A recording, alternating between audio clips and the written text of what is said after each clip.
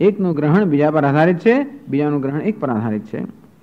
ઇતરેતર ગમ્ય એટલે શું? જીવાદિ વિષયાપેક્ષમી ચિત્તમ નામ હોતી. આમ જીવ વગેરે બહારના દૃશ્ય પદાર્થો હોય તો એના પર અપેક્ષિત જ ચિત્ત છે. ચિત્તમાં જે વિચારો હોય હંમેશા બહારના પદાર્થો પર જ આધારિત હોય. ચિત્તાપેક્ષમી જીવાદિ અને બધાના પદાર્થોનું હોવું આ ચિત્ત પર આધારિત છે. અતઃ તે અન્યોન્ય દૃશ્ય માટે આ બંને કેવા છે?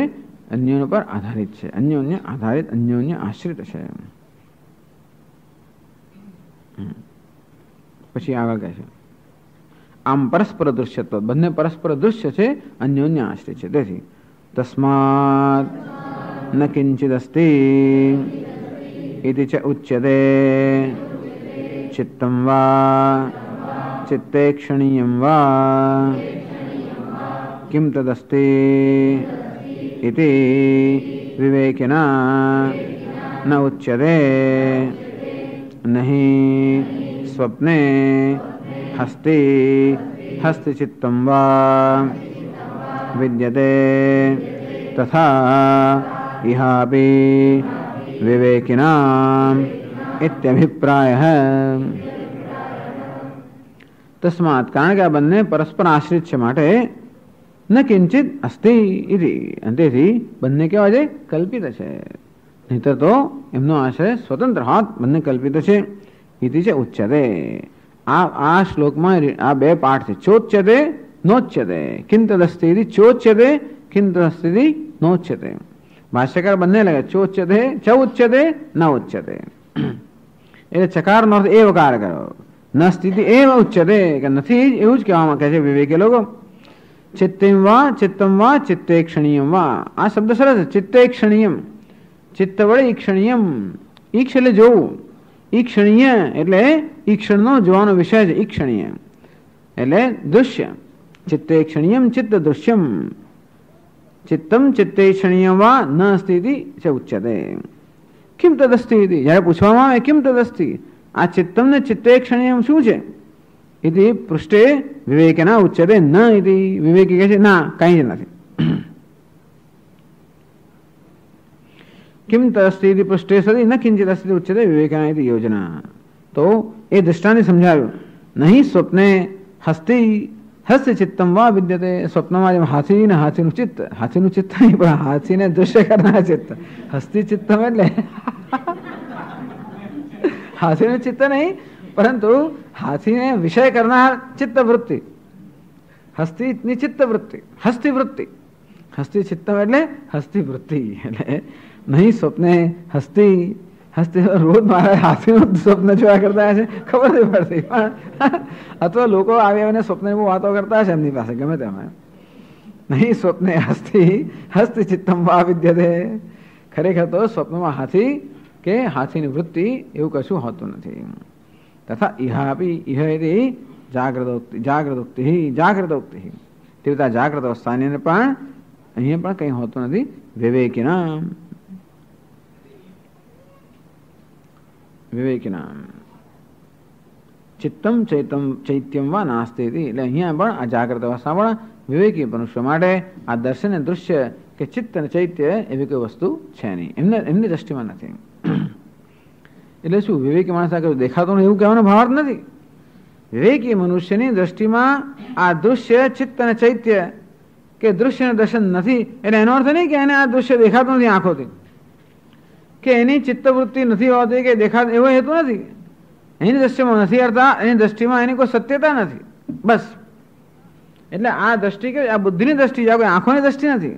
આ મિથ્યા વસ્તુ આંખોથી જોવાની વસ્તુ નથી, એ બુદ્ધિથી જોવાની વસ્તુ છે. અને તેથી બુદ્ધિમાન એટલે વિવેકી પુરુષની દ્રષ્ટિમાં, એટલે કે એની બુદ્ધિમાં, એની સમજમાં, એની સમજ પ્રમાણે આ કશું સત્ય નથી.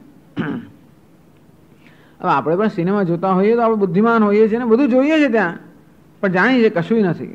બસ એવી જ રીતે એટલે જોવાય છે એનો બાદ નથી થતો, પ્રતીતનો બાદ નથી, પણ એક જ્ઞાની પુરુષની દ્રષ્ટિ ભિન્ન પ્રકારની છે.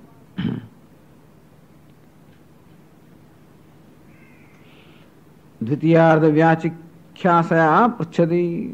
બીજું લક્ષણા શૂન્ય ઉભયમ તત, એની વ્યાખ્યાન કરવા માટે પૂછે છે શંકરાચાર્યજી. કથમ શા પર દેખો છો કે ચિત્ત પણ નથી, ચૈત્ય પણ નથી, કેવી રીતે? પ્રથમ 6 તો એવો અભાવ એ બે નથી, એવું કેવી રીતે ઉત્તર આપે છે? એટલે આ શ્લોકની બીજી પંક્તિમાં આ પ્રશ્ન ઉત્તર છે. લક્ષણા શૂન્યમ લક્ષ્યતે અનયા ઇતિ લક્ષણા પ્રમાણમ પ્રમાણ શૂન્યમ ઉભયમ ચિત્તમ ચૈત્યમ દ્વયમ યતઃ તન્મતેનૈવ તચ્ચિત્તતયા એવ તદ્ગ્રહ્યતે. કેમ કહો છો કે આ બંને નથી? લક્ષણા શૂન્યમ લક્ષ્યતે અનયાયતિ લક્ષણા પ્રમાણમ. જેનાથી કોઈ વસ્તુ લક્ષિત થાય એટલે જેનાથી કોઈ વસ્તુ જ્ઞાત થાય એનું નામ છે લક્ષણ. લક્ષણ શબ્દનો અર્થ એવો કર્યો અહીંયા. લક્ષણા શબ્દનો અર્થ કર્યો પ્રમાણ, જ્ઞાનનો વિષય. લક્ષણ અર્થ જોવું એ પણ થાય. એટલે લક્ષ્ય અર્થ જે લક્ષ્ય બસ લક્ષણ અર્થ જે દેખાય છે, જોવાય છે, અનુભવાય છે, જેનાથી આપણે જોઈએ કે અનુભવીએ એને પણ અહીંયા લક્ષણા કહે. પ્રમાણ એટલે ચિત્તવૃત્તિ. આ ખરેખર ચિત્તવૃત્તિ અને ચૈત્ય એટલે કે આ ઘટપટ વગેરે વિષયો એ બંનેના વિષયમાં કોઈ પ્રમાણ નથી છે એ સિદ્ધ કરવાનું. એટલે બે જુદા જુદા છે એ સિદ્ધ કરવાનું કોઈ પ્રમાણ નથી. એ બે જુદા છે એ સિદ્ધ કરવાનું કોઈ પ્રમાણ નથી. ચિત્તમ ચૈત્યમ દ્વયમ યતઃ પ્રમાણ શૂન્યમ. આ બંને પ્રમાણ શૂન્ય છે, અર્થાત એ છે એ નક્કી કરવા માટે આપણી પાસે કોઈ સાધન નથી. પણ રોજ જોઈએ છે એનું શું? તમે કોઈ સાધન નથી, પણ રોજ જોઈએ છે, ઘડા રોજ જોઈએ છે, આ જગતના દ્રશ્યો જોઈએ છે, આપણું મનના વિચારો જોઈએ છે, અને તોય તમે કહો છો કે એનું પ્રમાણ નથી. તો કેમ બધા લોકો જુએ છે ને? શું? તન્મતે નૈવ ગૃહ્યતે તચ્ચિત્તતયા એવ તદ્ગૃહ્યતે. લોકોએ માની લેલું હોવાને કારણે એ સંસ્કાર છે કે આ બધું જુદું છે, એ સંસ્કાર દ્રઢ હોવાને કારણે લોકો જોતા નથી પણ માને છે. ટૂંકમાં જોવું એક વસ્તુ છે, માનવું બીજી વસ્તુ છે. એવું નથી કે લોકો જુએ છે કે આ ઘટ જુદો ઘટવૃત્તિ જેવું જુએ છે, એવું નથી. માની લે છે કે ઘટ જુદો ઘટવૃત્તિ જુદી અને ઘટવૃત્તિ જુદી અને ચૈતન્ય જુદું, એવું પણ કોઈ જોતું નથી, માની લે છે. અને એટલે હું આ દેહ છું એવું કંઈ લખી આપ્યું નથી, છતાં માની લીધેલું છે. આ જગત સત્ય છે, માની લીધેલું છે. આ ચૈતન્ય દેહ પૂરતો મર્યાદિત છે, માની લીધેલું છે. આ વસ્તુમાં એકે વસ્તુ સિદ્ધ કરવાનું કોઈ પ્રમાણ કે સાબિતી કે પુરાવો આપણી પાસે છે જ નહીં. અને છતાંય પણ બધા લોકો કેવું ચાલે આના પર? એટલે માયાની તો કેવી છે? મહાદભૂતા અનિર્વચનીય માયા, મહાદભૂત છે, દુર્વગાહ્યા, જેનો અવગાહ જેને સમજી ના શકાય, અત્યંત ગૂઢ અને જેનું માપ ના મેળવી શકાય, જેની ઊંડાઈ ના માપી શકાય, જેની સૂક્ષ્મતા ના પામી શકાય, એવી માયા છે. જે કોઈ વસ્તુ અનુભવનો વિષય ન હોવા છતાં પણ લોકો માની જ લે છે કે આમ છે, અને આખું જીવન એના પર નભતું હોય છે. એમ કરીને દુઃખી થાય છે. વસ્તુ એવી છે કે એમ કરીને લોકો દુઃખી થાય છે. માયા એટલે શું? ઈશ્વર સર્વભૂતાનામ હૃદદેશે અર્જુન તિષ્ઠતિ ભ્રામયન સર્વભૂતાની યંત્રારૂઢાની માયા. આ યંત્ર પર જેમ આરૂઢ થયા હોય એમ લોકો ભમ્યા જ કરે છે. બધા આ માયા રૂપ યંત્ર પર આરૂઢ થયેલા આ જીવો ભમ્યા જ કરતા હોય છે. તન્મતે નૈવ ગૃહ્યતે તચ્ચિત્તતયા. ફૂટનોટ 1 263 પાના પર લાંબુ લખે છે. તત્શબ્દેન ઉભયત્ર ચિત્ત ચૈત્ય ઉચ્યતે. ટૂંકમાં ચિત્ત અને ચૈત્ય એ વ્યવસ્થાના સંસ્કાર એટલા બધા દર્શન અને દૃષ્ટિના સંસ્કાર એટલા દ્રઢ છે કે તેથી લોકો નથી જોવું એ કે મોટી વસ્તુ નથી. વસ્તુ જોવી એ કે મોટી વસ્તુ નથી. એ મનની તુક્કાનો જ આધાર છે. સાપ જોવો તો હોવાની કોઈ જરૂર નથી.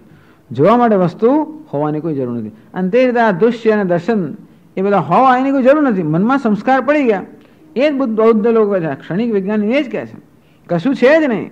આ મનના સંસ્કારોને કારણે પ્રત્યેક ક્ષણ ઉત્પન્ન થયા જ કરે, બસ એથી કંઈ જ નથી. ચિત્ત સિવાય જગતમાં કંઈ છે જ નહીં. આપણે એક પગલું આગળ જઈએ કે તારું ચિત્ત પણ નથી, એમ એટલું જ. પણ એ કહે ચિત્ત સિવાય કશું છે જ નહીં. ઓબ્જેક્ટ અર્થાત ભૌતિક વસ્તુ જ નથી, છે ચિત્ત જ છે. એ જ આ દ્રષ્ટા દૃશ્ય દર્શન આ આકાર એ જ બસ એ જ અભિવ્યક્ત થયા જ કરતું હોય છે. એનો જ ખેલ છે, બીજું કંઈ નથી. આટલું જાણવાની જરૂર છે. એટલે ખોટી આસક્તિ ના રહે ને. પછી કોઈ પ્રકારની આસક્તિનો અવકાશ નથી, કોઈ કઈ વસ્તુનો અવકાશ જ નથી રહેતો. આટલું જાણ્યું એટલે મુક્ત થઈ ગયા તમે. છે જ, પણ એ ચિત્ત પણ કેવું છે, ક્ષણિક છે. એ વસ્તુ આપણે ગમતી નથી. એટલે ચિત્ત પણ દ્રષ્ટાથી એટલા એક પગલું આગળ ગયા.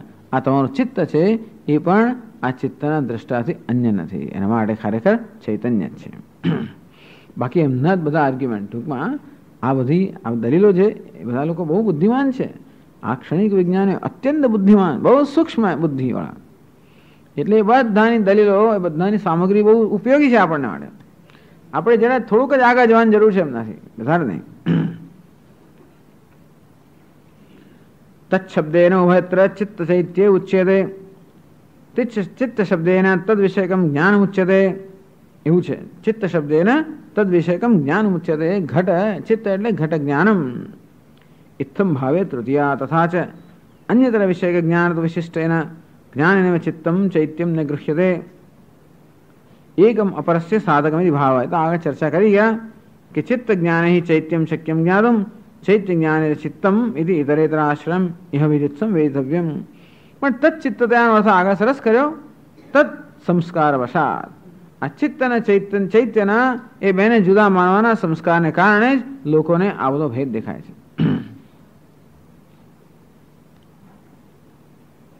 તો કયું કથમ તર્હિ લૌકિકાનામ પરીક્ષકાનામ ચ પ્રમાણ પ્રમેય વિભાગ પ્રવૃત્તિ આશંક્ય. તો કેમ આ વિભાગ? તો કે તન્મતે નૈવ ગૃહ્યતે તદેવ પ્રપંચેતી નહીં. ભાષ્યકાર સમજાવે છે કે આ ચિત્ત અને ચૈત્ય વચ્ચે કેમ ભેદ નથી, સમજાવે છે. નહીં ઘટમતિમ પ્રત્યાખ્યાય ઘટો ગૃહ્યતે નાપી ઘટમ પ્રત્યાખ્યાય ઘટમતિ નહીં ઘટમતિમ પ્રત્યાખ્યાય અજ્ઞાત્વા. ઘટમતી કે ઘટ વૃત્તિ ન હોય તો કોઈ દિવસ ઘડાનું દર્શન ના થાય, ઘડાનું જ્ઞાન ના થાય. ઘટમ પ્રત્યાખ્યાય ઘટમતી, અને જો ઘડો ના હોય તો ઘટ વૃત્તિ પણ ના હોય. આપણે કહ્યું પ્રમાણે અન્યોન્ય આશ્રિત. જો આનંદગીરી પૂછે છે નીચે, ઘટે કેમ પ્રમાણ? આ ઘટ છે એનું શું પ્રમાણ પૂછે કોઈ, કે ઘટ છે એ નક્કી કરવાનું પ્રમાણ શું? પ્રમાણ કોને કહેવાય? જેનાથી આપણે જ્ઞાન થાય એ જ્ઞાનનું સાધન નામ પ્રમાણ. આમાં શબ્દો સાંભળવા માટે આપણા કાન પ્રમાણ છે, એટલું નહીં મન પણ પ્રમાણ છે. ખરેખર તો આ કર્ણ દ્વારા શબ્દ જ્યારે પ્રવેશ કરે ત્યારે આ શબ્દની વૃત્તિ ઉત્પન્ન, એ ખરું પ્રમાણ છે. માત્ર કર્ણ પણ પ્રમાણ નથી, એની પાછળ મન હોય ત્યારે જ. એટલે કે આ શબ્દ જ્યારે આપણા કાન દ્વારા પ્રવેશ કરે અને એ શબ્દને અનુરૂપ જ્યારે વૃત્તિને જન્મ આવે, એ વૃત્તિ છે એને પ્રમાણ કહેવાય. કારણ કે એનાથી આપણને પ્રમા કે આ વિષયનું જ્ઞાન થાય છે. તો જે આપણને જ્ઞાન કરાવે, જ્ઞાનના કરણને કે સાધનને કહેવાય પ્રમાણ. એટલે ખરેખર તો ચિત્તવૃત્તિ પ્રમાણ છે. ચાલો પૂછે છે ઘટે કેમ પ્રમાણમ ઇત્યુક્તે. આ ઘડો છે એ નક્કી કરવા વડે શું પ્રમાણ છે? જ્ઞાનમ ઇતિ ઉત્તરમ. તો પેલો કહે છે જ્ઞાન, ઘટ જ્ઞાન એના વાળાનું પ્રમાણ છે. તો ચોથી ફૂટનોટમાં વળી પાછું કઈ જ્ઞાનમિતિ જ્ઞાન સામાન્યમ જ્ઞાન વિશેષો. આ જ્ઞાન બે પ્રકારનો છે, એક સામાન્ય જ્ઞાન અને વિશેષ જ્ઞાન. સામાન્ય જ્ઞાન એટલે દરેક જ્ઞાનમાં રહેલું હોય. વિશેષ જ્ઞાન એટલે અમુક આકારનું જ્ઞાન. સુવર્ણમાં સામાન્ય સુવર્ણ જે બધા અલંકારમાં રહેલું એ સામાન્ય, અને વિશેષ એટલે એક અલંકારની અંદર વિશિષ્ટ થયેલું. તેમ બે પ્રકારના જ્ઞાન, સામાન્ય જ્ઞાન અને વિશેષ જ્ઞાન. તમે એમ કહો કે ઘટ પૂછો ઘટ માટે શું પ્રમાણ છે, તો ઘટ જ્ઞાન જ્ઞાન પ્રમાણ છે. જ્ઞાન એટલે સામાન્ય જ્ઞાન કે વિશેષ જ્ઞાન?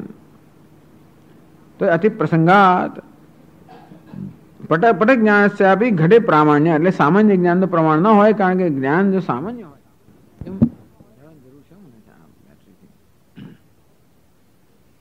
તો જ્ઞાન સામાન્ય એમ જયારે કહેવામાં આવે ત્યારે એવું તો સામાન્ય જ્ઞાન તો કોઈ વિશેષ વિષયના માટે પ્રમાણ નથી. એટલે વિશેષ જ્ઞાન ઘટમતી, ઘટ વૃત્તિ ઘટ છે માટે પ્રમાણ છે. તો કે છે નાપી ઘટ જ્ઞાનમ અન્યોન્ય આશ્રય પ્રસંગાત. આગળ નક્કી કર્યું કે ઘટ વૃત્તિ ત્યારે હોય જ્યારે ઘટ હોય, અને ઘટ ત્યારે હોય જ્યારે ઘટ વૃત્તિ હોય. આમ અન્યોન્ય આશ્રિત હોવાને કારણે ઘટ વૃત્તિને પણ આ ઘટ માટેનું પ્રમાણ ન કહી શકાય. અતઃ ન તદ્ઘટ તજ્ઞાનયો માનમેય ભાવ સંભવતી. ટૂંકમાં આ ઘટ અને ઘટ વૃત્તિ વચ્ચે માન અને મેય, પ્રમાણ અને પ્રમેય. ઘટ શું છે? પ્રમેય છે. અને ઘટ વૃત્તિ શું છે? પ્રમાણ છે. એ આપણે માની લીધું છે એ પ્રમાણ પ્રમેય ભાવ એ વસ્તુ સિદ્ધ થતો નથી, કારણ કે એ બે એકબીજા ભિન્ન છે એવું સિદ્ધ થતું નથી. અને માટે ઘટ એ પ્રમેય છે, જ્ઞાનનો વિષય છે, અને ઘટવૃત્તિ એ પ્રમાણ છે, જ્ઞાનનું સાધન છે, એવો ભેદ સિદ્ધ થતો નથી. ઘટ અને ઘટવૃત્તિ એકબીજા ભિન્ન હોય એટલે એકને પ્રમાણ કહેવું, બીજાને પ્રમેય કહેવું, એવું ક્યારે શબ્દો જુદા વાપરે? જ્યારે બે વસ્તુ જુદી હોય ત્યારે. આ ઘટને પ્રમેય કહીએ. પ્રમેય એટલે પ્રમાણનો જ્ઞાનનો વિષય. જ્ઞેય કે પ્રમેય, અને ઘટવૃત્તિને આપણે પ્રમાણ કહીએ. બે માટે કેમ જુદા શબ્દો વાપરો? કારણ બે જુદા છે, અથવા બે જુદા છે માનીએ છીએ, પણ એ બે જુદા છે સિદ્ધ થતું જ નથી.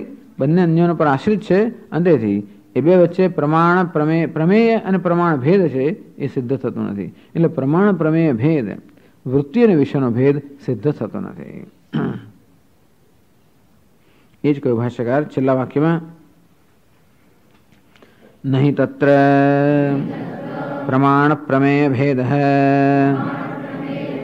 શક્યતે કલ્પયિતુમ ઇત્યભિપ્રાયઃ. તત્ર ઘટ તજ્ઞાનયોઃ. ટૂંકમાં આ ઘટ એટલે પ્રમેય અને ઘટવૃત્તિ એટલે પ્રમાણ, આ પ્રકારનો વિભાગ આપણે કરીએ છીએ એ વિભાગ ખરેખર સિદ્ધ કરવો શક્ય નથી. અને તેથી આ દૃશ્ય દર્શન કરતા જુદું છે એ સિદ્ધ ના થાય. માટે બંને કેવા છે? એક જ છે. અથવા તો અન્યોન્ય આશ્રિત હોવાના કારણે કલ્પિત છે, પણ એક જ અત્યારે કહ્યું. અને પછી પેલું ચિત્ત, એ ચિત્ત દ્રષ્ટા કરતા ભિન્ન ન હોય, માટે બંને પણ એક છે. એટલે છેવટે ચૈતન્ય છે. હજી આગળ પૂછે છે, દૃશ્યાનામ અંડજાદીનામ દર્શન અતિરિક્તાનામ અસત્વ અનુમાનસ્ય ભેદગ્રાહક પ્રમાણવાદમ પરિહૃત્ય. આ બધી ટેકનિકલ ભાષામાં લખે છે. ટૂંકમાં કે આ દૃશ્ય પદાર્થો છે એ બધા ચિત્તથી જુદા નથી. એને માટે જે અનુમાન કહેલું, એ અનુમાનમાં એક મુશ્કેલી ઊભી કરી કે ના ના, અમારો અનુભવ છે કે આ પદાર્થો જુદા છે અને ચિત્ત જુદું છે, એ આપણે અનુભવનો વિષય છે. તો હમણાં આગળના શ્લોક બતાવ્યું કે એવો કોઈ અનુભવ આપણે કહી શકીએ એમ નથી, કારણ કે બંને અન્યોન્ય આશ્રિત છે. હવે એક બીજી વસ્તુ કહે છે, દર્શન અતિરેકેણ તેષામ અસત્વે જન્માદિ પ્રત્યયબાધ સ્યાદ. હવે બીજો પ્રશ્ન કરે છે કે આ બધાનો જન્મ અને મૃત્યુ આપણે જોઈએ છીએ. પાછા જીવોનો જન્મ થાય છે, જીવોનો મૃત્યુ થાય છે, એ પરથી બતાવે છે કે આ જીવો છે. પહેલા એટલા માટે કહ્યું કે આ જીવ અર્થાત જગતના પદાર્થો છે, કારણ કે એ આ ચિત્ત કરતા જુદા છે, સ્વતંત્ર છે, માટે છે. તો એવું કહેવાનું તમારી પાસે કોઈ કારણ નથી. એ આગલા શ્લોકમાં કહ્યું કે બે જુદા હોય. હવે બીજો એક પ્રશ્ન કરે છે કે ચાલો એ બે જુદા હોય કે ના હોય, પણ આ જગતના જીવો જન્મે છે અને મરે છે એવું તો આપણે જોઈએ છે ને, અને માટે એકબીજાથી જુદા છે અને એ સત્ય છે. એટલે કહે છે જન્માદિ પ્રત્યયબાધ. એ કહે છે છેલ્લી ફૂટનોટમાં, જીવાનામ વિજ્ઞાન વ્યતિરેકેણ સત્વભાવે તેષુ જન્માદિ પ્રત્યયો ન સ્યાદ. એ કહે છે કે તમારે કહેવા પ્રમાણે આ બધું વિજ્ઞાન માત્ર જ હોય અને જીવના બધા જે છે એ વિજ્ઞાનથી ભિન્ન ના હોય, તો પછી જન્મ મૃત્યુ બધું થાય છે એવું ન થાત. વિજ્ઞાન તો હંમેશા એવું નિશ્ચલ છે, નિર્વિકાર છે, અજન્મા છે, તો પછી જે જન્મ મૃત્યુ સતત આપણે અનુભવીએ છીએ એ ન હોત. અને એ તમારું વિજ્ઞાન જે અજન્મા છે એક વસ્તુ છે, અને આ જીવના પદાર્થો જન્મે છે અને મરે છે બીજા છે. इति जन्मादि प्रतीति मूलक अर्थापत्या उक्त अनुमानस्य बाद अर्थापत्या. टूंकમાં આવું ન હોત, એ ભિન્ન ન હોત તો અનુભવ ન થાય. ટૂંકમાં જીવ વગેરે ખરેખર જન્મતા મરતા ન હોત અને જુદા ન હોત તો એમનો અનુભવ ન થાત. પણ આ જીવો જન્મે છે, મરે છે, એ પ્રકાર અનુભવ થાય છે. એ જ બતાવે છે કે વિજ્ઞાન કરતા એ જુદા છે. એ પ્રશ્ન ઉત્તર હવે પછીના બે શ્લોકોમાં આપે છે. ત્રણ શ્લોકમાં આવે છે. યથા સ્વપ્નમયો જીવઃ જાયતે મ્રિયતે ચ તથા જીવા અમી સર્વે ભવન્તિ ન ભવન્તિ ચ यथा मायामयो जीवः जायते म्रियतेऽपि च तथा जीवा अमी सर्वे ભવંતિ ન ભવંતિ ચ યથા નિર્મિતકો જીવઃ જાયતે મ્રિયતેપિ ચ તથા જીવા અમી સર્વે ભવંતિ ન ભવંતિ ચ. ત્રણ શ્લોકોમાં એક જ વિચાર છે. યથા સ્વપ્નમયો જીવ એ કે જન્મે છે ને મરે છે એટલે એ સાચું છે એવું ક્યાં કહ્યું છે? કેટલી વાર એવો અનુભવ થાય કે વસ્તુ જન્મતી હોય ને મરતી હોય છતાં હોય નહીં. જેમ કે સ્વપ્નમાં યથા સ્વપ્નમયો જીવ જેમ સ્વપ્નમાં અનેક બધા જીવ જોતા હોય છે, ત્યાં જન્મતા હોય છે, મરતા હોય છે અને પછી જાણીએ છીએ કે એવું કશું છે નહીં. સ્વપ્ન એટલે જે નથી એનો જ આભાસ. અને તો સ્વપ્નમાં કેટલાય જીવોને જીવતા જોઈએ, જન્મતા જોઈએ, મરતા જોઈએ અને છતાં જેમ હોતા નથી. તથા જીવા અમી સર્વે તે રીતે જાગ્રત અવસ્થામાં પણ આ જીવો જન્મે છે અને મરે છે અને મળે છે એવો કશો નિયમ નથી. એ પણ નથી. કદાચ સ્વપ્ન સાંભળીને થાકી ગયા તો કે યથા માયામયો જીવ. ચલો તો પેલો જાદુગર બતાવે છે.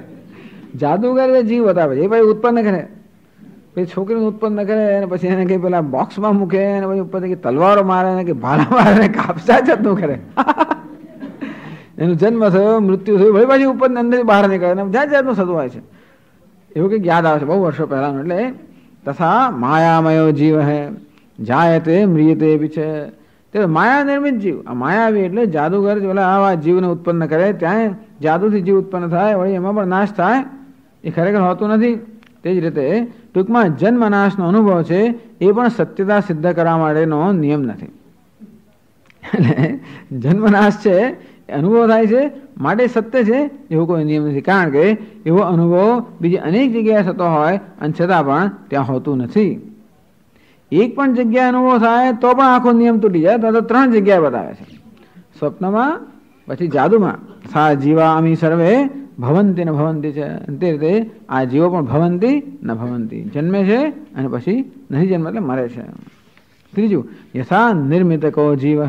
વળી કઈ યાદ ત્રીજી વસ્તુ છે. ત્રીજી નિર્મિતક મંત્ર ઔષધિથી જીવ બનાવે. ખબર નથી, લોકો મંત્રથી ઉત્પન્ન કરે એવા પણ હોય છે બધા. મંત્રથી, ઔષધિથી એ જમાનામાં હશે બધી એવી વસ્તુઓ. તો મંત્ર ઔષધિ વગેરેની મદદથી જેમ લોકો જીવની રચના કરે અને મરે પાછો. યથા નિર્મિતકો જીવ જાયતે મ્રિયતે બી છે. એ જન્મે ને વળી મરી જાય. તથા જીવા અમી સર્વે ભવંતી ને ભવંતી છે. તેથી એ જ રીતે આ બધા જીવો પણ જન્મે છે ને મરે છે. એ જન્મ મરવામાં કોઈ વિશેષતા નથી. પણ આ બધા કેવા છે વાસ્તવમાં નથી. તો શંકરાચાર્ય સમજાવે છે માયામય માયા વિના કૃત નિર્મિતક મંત્રૌષધ્યાદિભિઃ નિષ્પાદિત. પૂછે છે હા વળી માયામયસ્ય નિર્મિતકસ્ય જીવસ્ય વિશેષમ બુભુત્સમાનમ. વળી માયામય અને નિર્મિતક આ બે કઈ વસ્તુઓ છે, એમાં શું ભેદ છે તો બતાવ્યો. માયામય એટલે કે માયા વિના કૃત એટલે જાદુગર વડે સર્જાયેલો. નિર્મિતક મંત્ર ઔષધિભિઃ નિષ્પાદિત. ઔષધાદિ પાછું ઔષધ્યાદિભિઃ એ ત્રીજું વસ્તુ છે. મંત્ર ઔષધિ વગેરેથી ઉત્પન્ન કરેલો જીવ. સારું છે આદિ શબ્દમાં કોઈ ફૂટ નોટ નથી આમાં પણ. પછી એ પણ એક આદિ લગાડે આપણે બીજે જોવું પડે કે આપણે કઈ બીજી વસ્તુ છે. મંત્ર ઔષધ્યાદિભિઃ નિષ્પાદિત એવું નિર્મિતિક જીવ. એટલે કહે છે આનંદગીરી સંવિત અતિરેકેણ અંડજાદીનામ પરમાર્થ સત્વ અનુભવ અનુમાનસ્ય ન જન્માદિ પ્રતિભાસ બાધ. ટૂંકમાં સંવિત કે ચૈતન્ય સિવાય કંઈ જ નથી. એ જે સિદ્ધ કર્યું એમાં આ જન્મ મૃત્યુનો આપણો અનુભવ છે એ સિદ્ધિમાં કોઈ બાધક રૂપ નથી. કારણ કે અનેક જગ્યાએ જન્મ મૃત્યુનો અનુભવ થાય અને છતાં એ જન્મ મૃત્યુ સત્ય છે એવું હોતું નથી. અને તેમ આ પણ જન્મ મૃત્યુનો અનુભવ થાય એ સત્ય છે એવું નથી. અને તેથી ચૈતન્યથી અન્ય કંઈ જ નથી એ સિદ્ધ થયેલું રહે છે. સત્વભાવે બી સ્વપ્નાદિશુ જન્માદિ વિકલ્પ બાહુલ્ય ઉપલંભાદિથી હેતુ કયો. કારણ કે ખરેખર સ્વપ્ન વગેરેમાં એ જીવો નથી હોવા છતાં પણ જન્મ મૃત્યુ શું અનેક વસ્તુ કરે છે ભાઈ. જન્માદિ વિકલ્પ બાહુલ્ય જન્મ, મૃત્યુ, જરા, વૃદ્ધિ, સ્વપ્નમાં શું શું થાય છે એ બધું, અને જાદુમાં બધું જાત જાતનું થાય છે, અને આ બધું ત્યાં થતું હોય છે અને એમાંનું કોઈ અસ્તિત્વ હોતું નથી. એટલે એ અનુભવ જે છે એ કોઈ રીતે એના અસ્તિત્વને સિદ્ધ કરવા માટે પર્યાપ્ત નથી. અને સંવિત અતિરેક, સંવિત અન્ય કાંઈ જ નથી. એ જ ભાષ્યકાર કહે છે, સ્વપ્નમાયા નિર્મિતકાઃ અંડજાદયો જીવાઃ યથા જાયન્તે મ્રિયન્તે ચ તથા મનુષ્યાદિલક્ષણાઃ અવિદ્યમાનાઃ એવ ચિત્તવિકલ્પના માત્રાઃ ઇત્યર્થઃ. સ્વપ્નમાયા નિર્મિતિકાઃ અંડજાદયો જીવાઃ, જીવો યથા જાયન્તે મ્રિયન્તે છે, સ્વપ્ન વગેરેમાં જન્મે છે, મૃત્યુ પામે છે. તથા મનુષ્ય જેનો આદિ છે એવા અનેક બધા જીવજંતુઓ અવિદ્યમાનાઃ એવ, જે વાસ્તવમાં છે જ નહીં, ચિત્ત વિકલ્પન માત્રાઃ, ટૂંકમાં ચિત્ત પરિણામ માત્રાઃ, ચિત્તનું પરિણામ છે, ચિત્તનો આભાસ છે, એથી વધારે કંઈ જ નથી. એ આ શ્લોકોનો અર્થ છે. યસ્તુ જન્માદિ સત્યમિતિ મન્યતે, પણ જે પેલો માને છે કે જન્મ છે જ છે, તમ પ્રતિ પ્રાગુક્તમ સ્મારયતિ, એને માટે પહેલા જે શ્લોક કયો એ શ્લોક વળી એનું સ્મરણ કરાવે છે 71મા શ્લોકમાં. કહે છે આ શ્લોક થઈ ગયેલો છે ભૂતકાળમાં. ન કશ્ચિત જાયતે જીવઃ સંભવોસ્ય ન વિદ્યતે એતત્તદુત્તમં સત્યમ યત્ર કિંચિન્ન જાયતે. ન કશ્ચિત જીવ જાયતે, કોઈ પણ જીવ ક્યારે જન્મતો નથી. કેમ નથી જન્મતો? સંભવ અસ્ય ન વિદ્યતે, સંભવ કારણમ, કારણ કે એને જન્મવાનું કોઈ કારણ નથી. અર્થાત જીવ એટલે કોઈને પણ જન્મવા માટેની કોઈ સામગ્રી જ નથી, અને એને જન્મવાનું કારણ નથી, માટે જન્મ થતો નથી. એતત્તદ ઉત્તમમ સત્યમ, તો અસ્ય સંભવ ન વિદ્યતે, અસ્ય અદ્વિતીયસ્ય, ટૂંકમાં અદ્વિતીય તત્વ જે છે એને જન્મવા માટે કોઈ સામગ્રી નથી, એટલા માટે જીવ કે કોઈ વસ્તુનો જન્મ થતો નથી. ટૂંકમાં બધા આપણે દ્રષ્ટાંત આપે કે જેવી રીતે સારી રીતે પ્રજ્વલિત થયેલા અગ્નિમાંથી અનેક બધા તણખાઓ જેમ ઉત્પન્ન થાય, તે રીતે પરમાત્મામાંથી બધા જીવો ઉત્પન્ન થાય. એ દ્રષ્ટાંતને કેમ સમજવું, એને કેમ સમજવાનું? તો કે એમાં કોઈ જન્મ વાસ્તવિક હોઈ ના શકે, કારણ કે પરમાત્મામાં જન્મવા માટેની કોઈ સામગ્રી નથી. માટે આ જીવો કદાચ જન્મતા હોય તો પણ કેવા છે? માત્ર આભાસ જ છે. જન્મ એ કોઈ સત્ય વસ્તુ નથી. એતત્તદ ઉત્તમમ સત્યમ, ઉક્ત વ્યાવહારિક સત્યમ સત્ય મનોનિરોધાદિ અપેક્ષા ઉત્તમમ ઇત્યર્થ. એક એવું સત્ય છે જે યોગી લોકોનું સત્ય છે, મનોનિરોધ. મનનો નિરોધ થઈ જાય, ચિત્તવૃત્તિનો નિરોધ જ્યારે થઈ જાય ત્યારે પણ એક સત્ય છે. આ જગતનો નિરોધ થઈ જતો હોય છે, એનાથી પણ આ ઉત્તમ સત્ય છે. એ પણ એક સત્ય છે વ્યાવહારિક. વ્યવહારમાં ઉત્તમ સત્ય કયું? વ્યવહારનો નિરોધ થઈ જવો, પણ આમાં વ્યવહારનો બાધ થઈ જવા. બે વસ્તુ છે, એક છે નિરોધ અને બીજો છે બાધ. નિરોધ એટલે શું? કે આપણે જોવાનું બંધ કરી દઈએ. યોગી લોકો શું કરે? ચિત્તવૃત્તિ જેનાથી આ જગતનું દર્શન થતું હોય, ચિત્તવૃત્તિઓ શાંત કરી દે, એટલે એમના માટે જગત નથી. આમ જગતના અભાવનો અનુભવ કરે લોકો. પણ વેદાંત શું કરે? આ જગતનો બાધ કરે, અર્થાત પ્રતીતિ હોય તો પણ એના સત્યત્વનો બાધ કરે. અને એટલા જ માટે ચિત્તવૃત્તિનો નિરોધ કરવાની આવશ્યકતા નથી.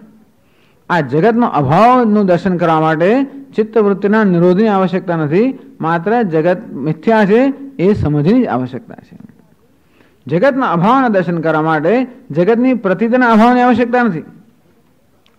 જગતમાં સત્યતાનો જે ભ્રમ છે એ ભ્રમના જ અભાવની આવશ્યકતા છે. એટલે વેદાંત શાસ્ત્ર હંમેશા આ ભ્રમ નિવૃત્તિ માટે જ પ્રયત્નશીલ હોય છે.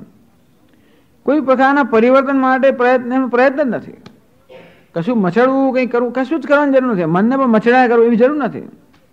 વેદાંત લોકોને એ પણ અભિષ્ટ નથી કે મનને અહીંયા એકાગ્ર કરવું નહીં છે, પેલી નાડીમાં લઈ ગયા ના થાય, એ કઈ જરૂર જ નથી. મનને બિચારા શું કામ મચડવાની જરૂર હોય? કશી વસ્તુ મચડવાની જરૂર જ નથી. જે વસ્તુ જે છે બરાબર છે. એને સમજીએ તો, ન સમજીએ તો મચડવાની જરૂર પડે વસ્તુઓને. સમજીએ તો વસ્તુ જેવી છે તો એ બરાબર છે. શું છે? તો કે બ્રહ્મ છે, બીજું કંઈ છે જ નહીં. અને તો પછી કોઈ મચડવાની, કારણ કે મચડેલું ચિત્ત પણ બ્રહ્મ છે, મચડ્યા વગર પણ બ્રહ્મ જ હોય, તો કોઈ મચડવાની આવશ્યકતા નથી. એવું ખરું કે ચિત્ત સ્વચ્છંદ હોય તો એને લાઈનમાં લાવવાની જરૂર પડે, જુદી વસ્તુ છે, પણ એમને મચડવાની જરૂર નથી. એટલે જો આ ગ્રંથમાં મુખ્યતઃ વેદાંતનો ઉત્કૃષ્ટ ગ્રંથ છે. આ જ વેદાંત, વેદાંત એટલે આ, બીજું બધું જે છે એ તો અવાંતર વેદાંત છે. અવાંતર એટલે આની પૂર્વ તૈયારી રૂપે કર્મયોગ, આ તે બધી વસ્તુઓ છે એ પણ વેદાંત કહેવાય. પણ એ વેદાંત એટલે આ જીવ બ્રહ્મ એક આત્મા, આત્મા આત્મચિંતન કે આત્માના આત્મ વિવેક, એનું નામ જ વેદાંત. એટલે આ જ વેદાંત છે.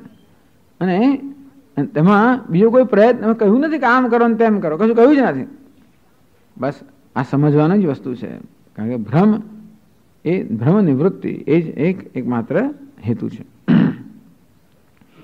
એટલે ટૂંકમાં મનોનિરોધ કે ચિત્ત નિરોધ એ પણ ઉત્તમ વ્યવહારનું ઉત્તમ સત્ય એટલા મળે છે કે ત્યાં વ્યવહારનો નિષેધ થઈ જાય છે, કે વ્યવહારની નિવૃત્તિ થઈ જાય છે. એના કરતાં પણ અમે આ કહ્યું તો ઉત્તમ સત્ય એટલા મળે છે કે વ્યવહારનો બાધ થઈ જાય છે. અને એટલે એમાં એ સહજ છે, એમાં કોઈ પ્રકારના પ્રયત્નની પણ આવશ્યકતા નથી. મનોનિરોધમાં હંમેશા પ્રયત્નની આવશ્યકતા છે, આમાં કોઈ પ્રયત્નની પણ આવશ્યકતા નથી. એતત્તત ઉત્તમ સત્યમ યત્ર કિંચિન ન જાય યત્ર પ્રત્યેગભિન્ને બ્રહ્મણી કિંચિન ન જાયતે. આ બ્રહ્મ જે આત્મા સ્વરૂપ બ્રહ્મ છે એમાં કંઈ પણ જન્મતો નથી, એ ઉત્તમ સત્ય. જન્મ છે સ્વીકાર કરીને પછી એનો નિરોધ કરવો એ જુદી વસ્તુ છે. યોગી લોકો આ જન્મ છે એનો સ્વીકાર કર્યા પછી કેમ એનાથી મુક્ત થવું એનો પ્રયત્ન કરે છે.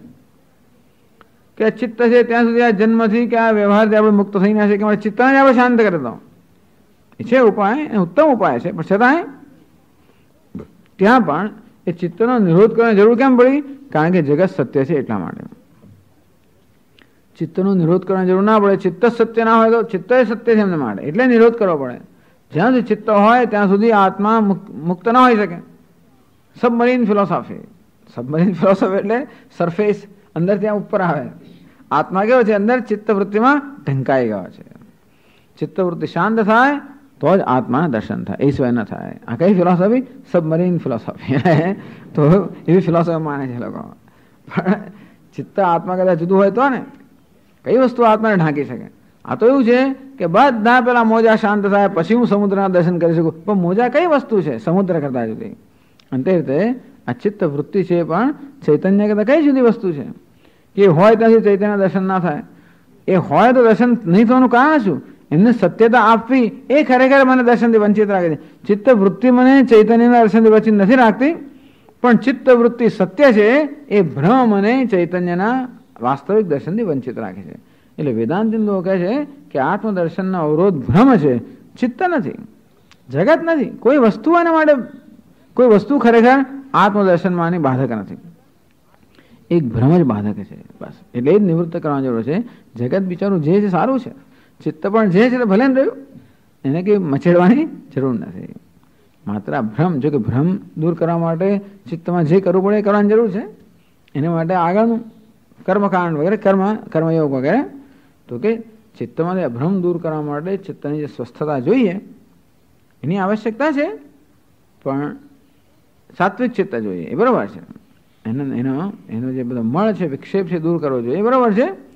પણ એમાં ચિત્તને આપણે શુદ્ધિકરણ કરીએ, એમાં એને મચ્છરતા તો નથી, તોય પણ એવા શુદ્ધ ચિત્ત વડે જ્યારે આ જ્ઞાન જે ઉપદેશ કરવામાં આવ્યો છે એની સમજ સ્પષ્ટ થાય પછી બીજી કોઈ વસ્તુની આવશ્યકતા નથી.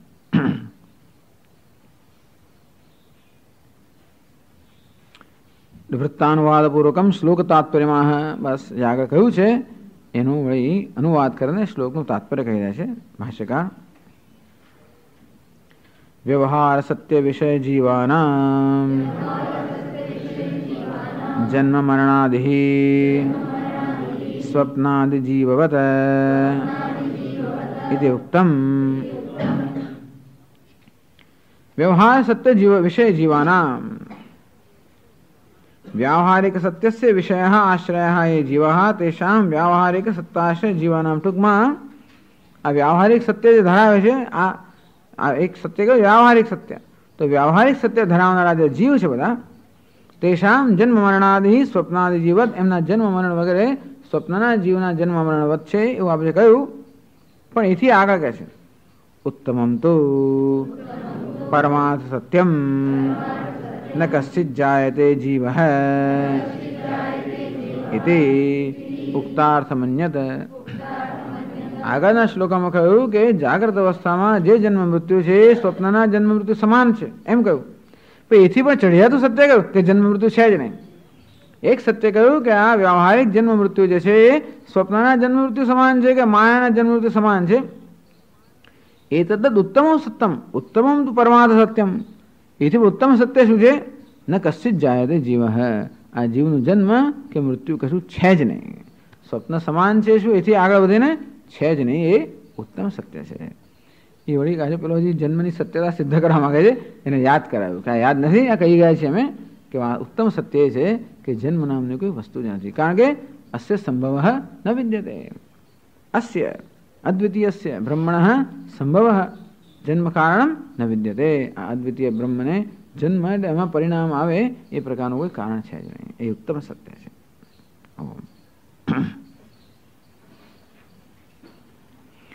ઓમ પૂર્ણમદ પૂર્ણમિદમ પૂર્ણાત પૂર્ણમુદચ્યતે પૂર્ણસ્ય પૂર્ણમાદાય પૂર્ણમેવાવશિષ્યતે. ઓમ શાંતિ શાંતિ શાંતિ. શંકરમ શંકરાચાર્યમ કેશવમ બાદરાયણમ सूत्रभाष्यकृतौ वन्दे भगवन्तौ पुनः पुनः. ईश्वरो गुरुरात्मेति मूर्तिभेदविभागिने व्योमवद्व्याप्तदेहाय दक्षिणामूर्तये नमः. ओम शांति शांति शांति. हरि ओम श्री गुरुभ्यो नमः. हरि ओम. એ સ્વપ્નમાં થતા જન્મ મૃત્યુ સમાન છે એવું કહ્યું એટલે મિથ્યા છે. ટૂંકમાં જન્મ મૃત્યુ વગેરે જે વ્યવહારમાં છે એ મિથ્યા છે એવું કહેવામાં આવ્યું. ઉત્તમ, એથી ઉત્તમ સત્ય શું છે?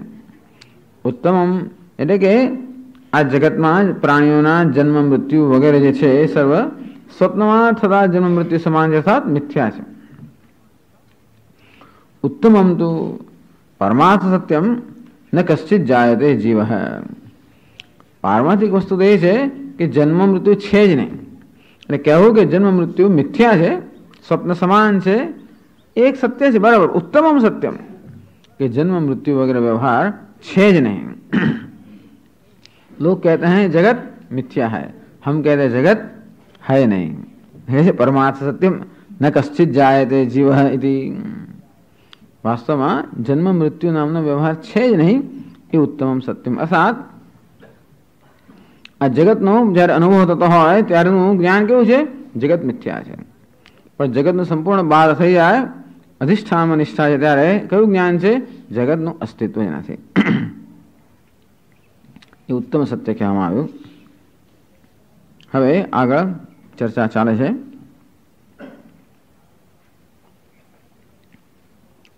265 પાના પર સંવેદનસ્ય कल्पित दृश्योपहित रूपेण दृश्यत्वात् न दृष्टिहु व्यतिरेकेण सत्वमिति स्वप्न दृष्टांतेन उत्तम। आनंदगिरी एक शैली है आ टीका में हमेशा जे थई गयो होय हमेशा अनुवाद वृत्तानुवाद। संवेदनस्य अर्थात चैतन्य, संवेदन एटले के वेदना एटले के अनुभव, एनो अर्थ थाय छे चैतन्य। थोड़ोक अवाज ओछो करो जी। पण कल्पित दृश्योपहित रूपेण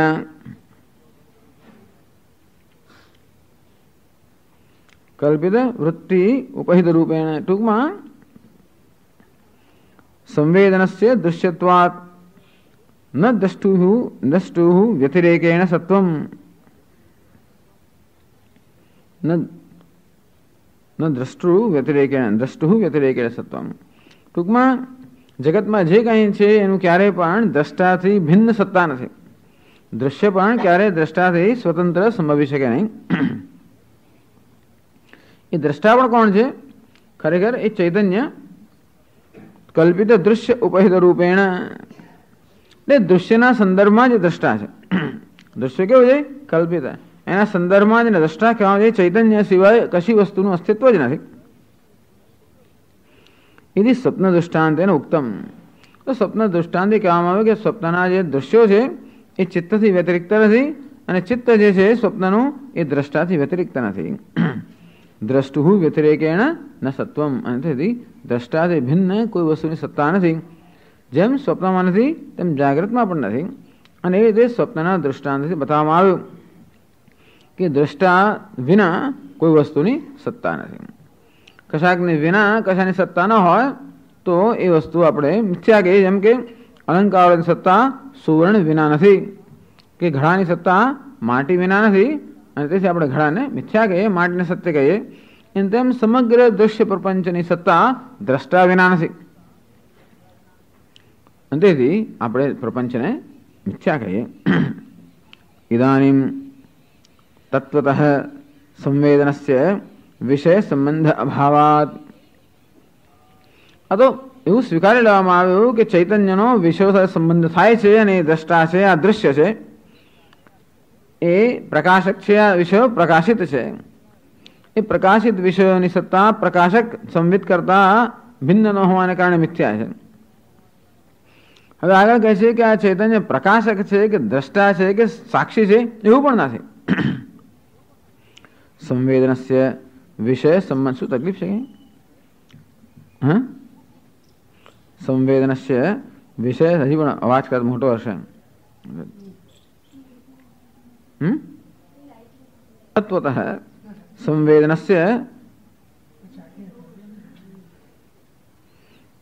કઈ બટનો ઊંચા નીચા થયા છે.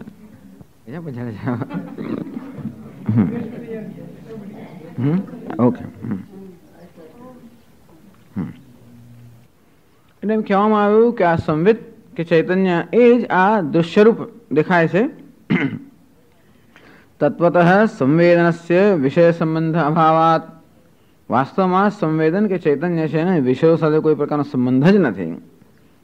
આત્મા એવ સંવેદનમ, અને તેથી આત્મા જ આ ચૈતન્ય છે. એ આગળના શ્લોકમાં ચિત્ત. તો 72મા શ્લોકમાં કહે છે ચિત્તસ્પંદિતમેવેદમ ગ્રાહ્ય ગ્રાહકવદ્વયમ ચિત્તમ નિર્વિષયમ નિત્યમ અસંગમ તેન કીર્તિતમ.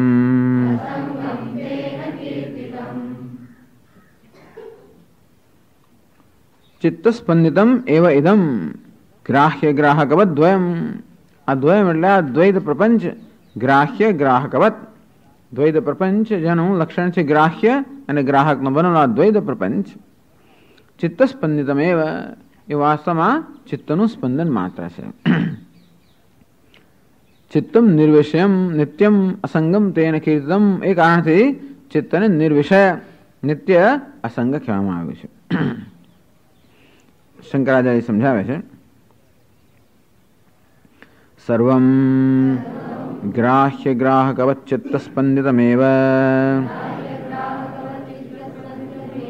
દ્વયમ ચિત્તમ પરમાર્થતઃ આત્મા એવૈતિ નિર્વિષયમ તેન નિર્વિષયત્વેન નિત્યમ અસંગમ કીર્તિતમ અસંગોક્ષયમ પુરુષઃ ઇતિ શ્રુતેઃ. સર્વમ ગ્રાહ્ય ગ્રાહકવત ચિત્તસ્પંદિતમેવ દ્વયમ.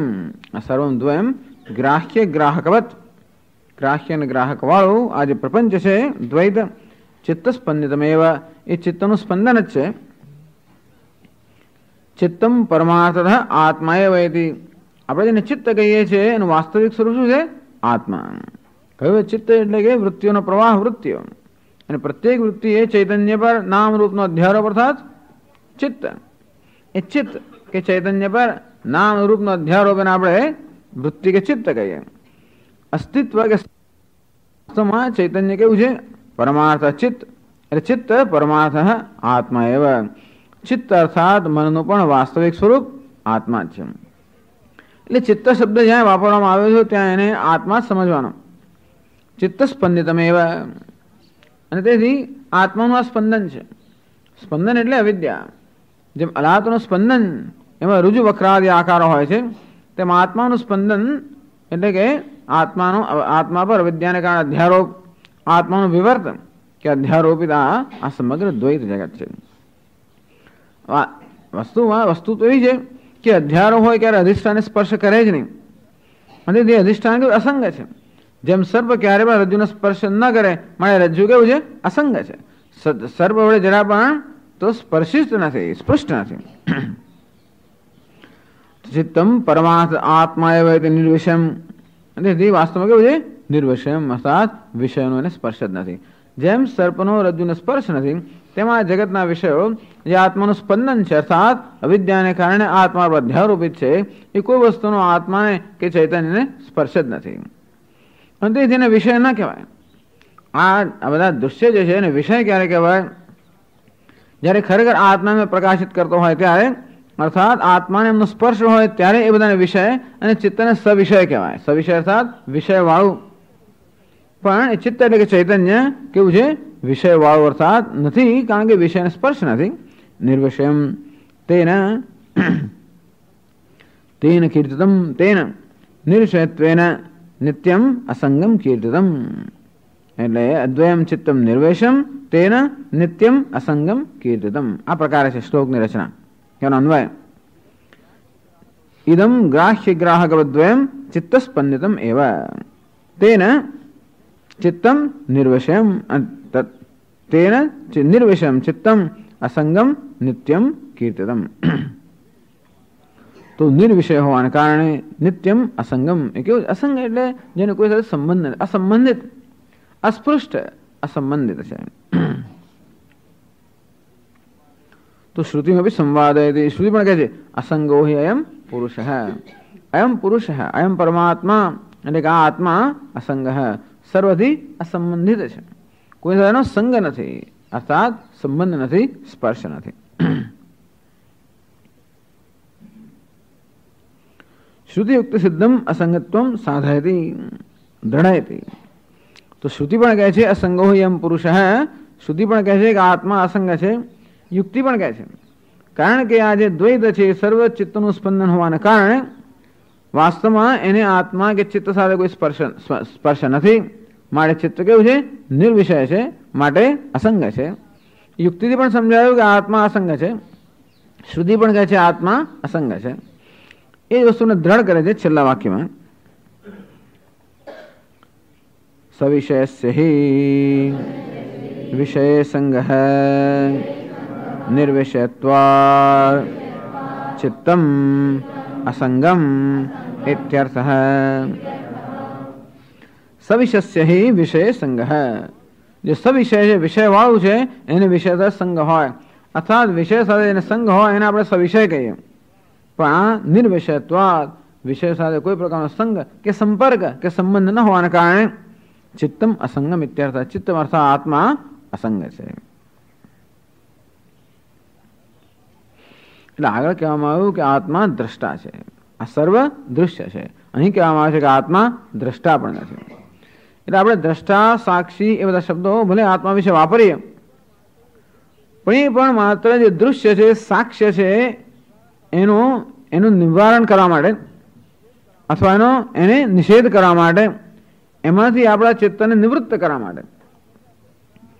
પણ હંમેશા દ્રષ્ટા, સાક્ષી આ બધા પણ દૃશ્ય, સાક્ષ્ય એના સંદર્ભમાં જ હોય.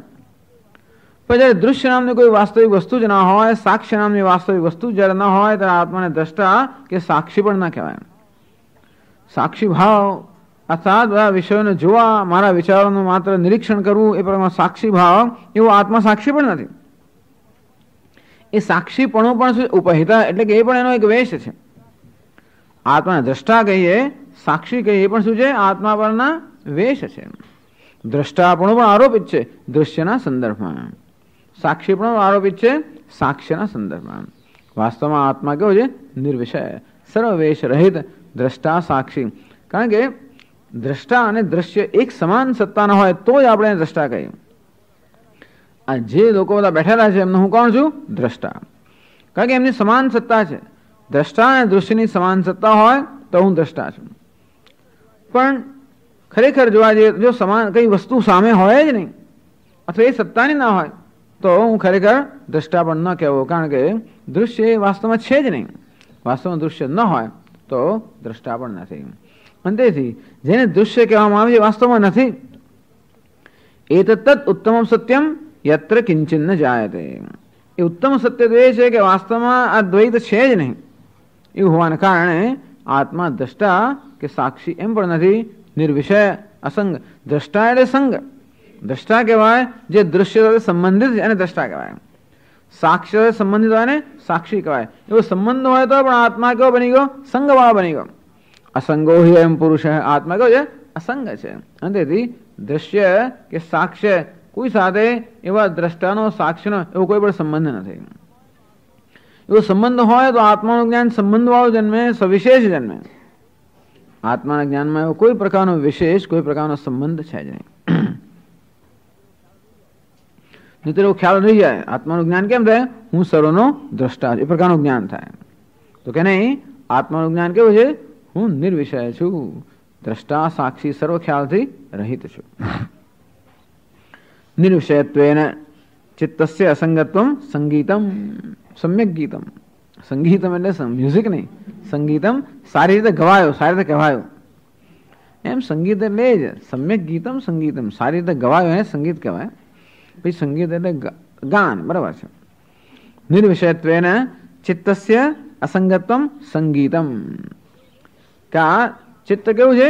નિર્વિષય. ચિત્ત એટલે આત્મા નિર્વિષય છે માટે અસંગ છે એમ કહેવામાં આવ્યું આગળના શ્લોકમાં. એના વિશે શંકા કરવામાં આવે છે. તદ અસંગતમ, તમે જે કહ્યું એ અસંગત છે. કેમ? શાસ્ત્રાદેહે વિષય છે સત્વાદ. છેલ્લો આ વિષયોનો ઉભો રહે. આખા જગતનો બહાર થઈ જાય તો છેલ્લો એક વિષય રહી જાય. કોણ? તો કે ગુરુ, શિષ્ય, શાસ્ત્ર. આ તો રહી ગયો ને. શાસ્ત્રાદેહે વિષય છે સત્વાદ. શાસ્ત્ર, શાસ્તા, શાસ્તા એટલે ઉપદેશ કરનાર. શિષ્ય ઉપદેશ પ્રાપ્ત કરનાર. શાસ્ત્ર જેના આધારે ઉપદેશ કરવામાં આવે છે તે વિષય છે સત્વાદ. એ શાસ્તા એટલે કે ગુરુ, શિષ્ય, શાસ્ત્ર આ પ્રકારનો વિષય છે ત્યાં સુધી તમે ચિત્તને નિર્વિષય કેમ કહી શકો? એટલે યોસ્તિ કહે છે 73મા શ્લોકમાં, યોસ્તિ કલ્પિત સંવૃત્યા પરમાર્થેન નાસ્ત્યસૌ પરતંત્રાભિસંવૃત્યા સ્યાન્નાસ્તિ પરમાર્થતઃ.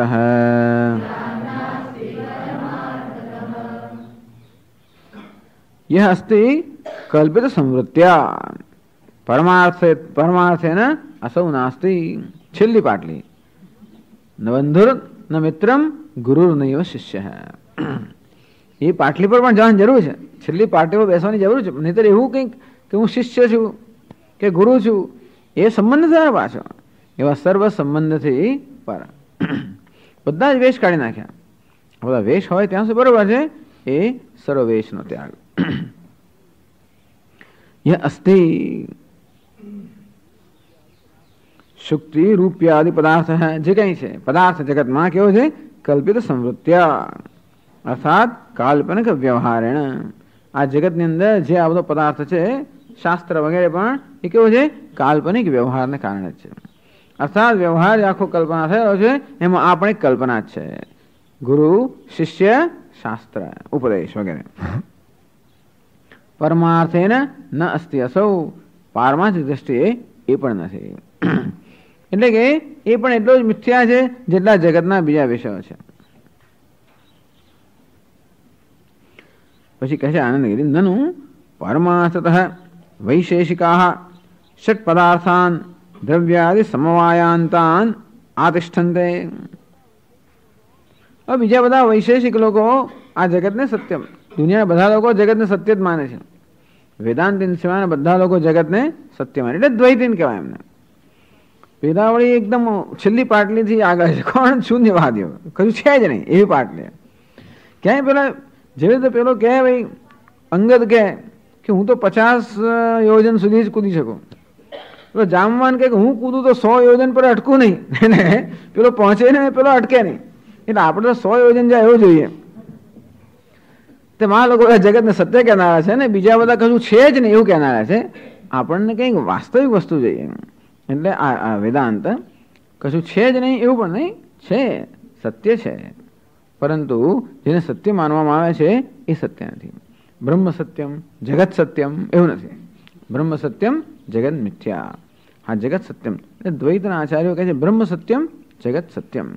વલ્લભાચાર્ય વગેરે જે વૈષ્ણવ પંથના દ્વૈત પંથના આચાર્યો છે, બ્રહ્મ સત્યમ જગત સત્યમ એ માયાનો સ્વીકાર કરતા નથી વલ્લભાચાર્યજી, કારણ કે એટલે એને શુદ્ધ અદ્વૈત કહેવામાં આવે છે.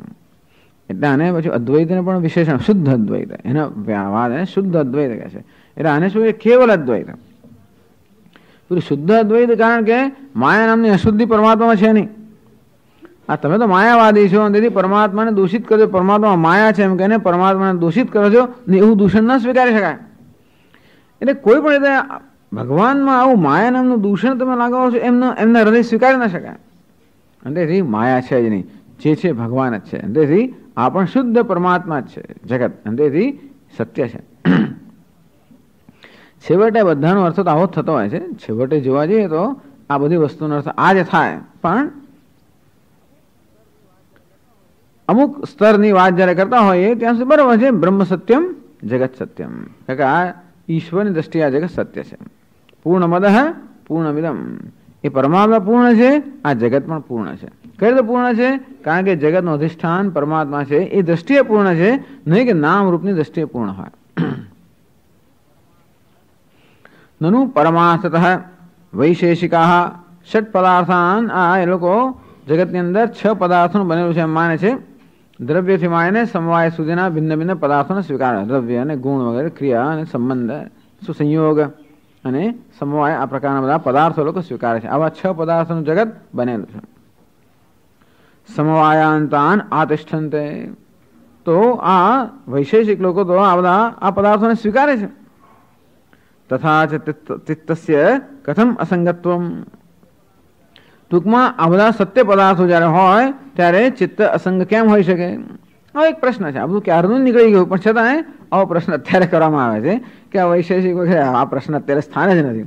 અને છતાંય પણ હજી પ્રશ્નો રહી ગયા ને કે પેલા સંસ્કાર છે ને, પેલા સંસ્કાર બ્રહ્મ સત્યમ જગત સત્યમ વગેરે સંસ્કાર જ્યારે હોય એટલે એ પણ જગી એ સંસ્કારને કારણે જે પ્રશ્નો ઉપસ્થિત થતા હોય એને પણ નિરાકરણ કરવું જોઈએ. તથા ચિત્તસ્ય કથમ અસંગત્વમ, અને આ રીતે આ જગત જે 6 પદાર્થોનું બનેલું છે સત્ય હોય તો ચિત્તને અસંગ કેમ કહી શકાય? એટલે કહે છે બીજી પંક્તિમાં, પરતંત્રાવિસંવૃત્યા સ્યાત નાસ્તિ પરમાર્થતઃ. ટૂંકમાં જગત પરતંત્ર અભિસંવૃત્યા, પરતંત્ર એટલે કે પરશાસ્ત્ર, પર એટલે પ્રતિવાદી, ટૂંકમાં વૈશેષિક વગેરે પર એટલે બીજા બધાઓ છે એ લોકો એમના શાસ્ત્રમાં એવું કહેવામાં આવ્યું છે કે આ જગત સત્ય છે, અને એ દ્રષ્ટિએ જ કહેવામાં આવે છે કે આ શાસ્ત્ર વગેરે વ્યવહાર છે નાસ્તિ પરમાર્થતઃ.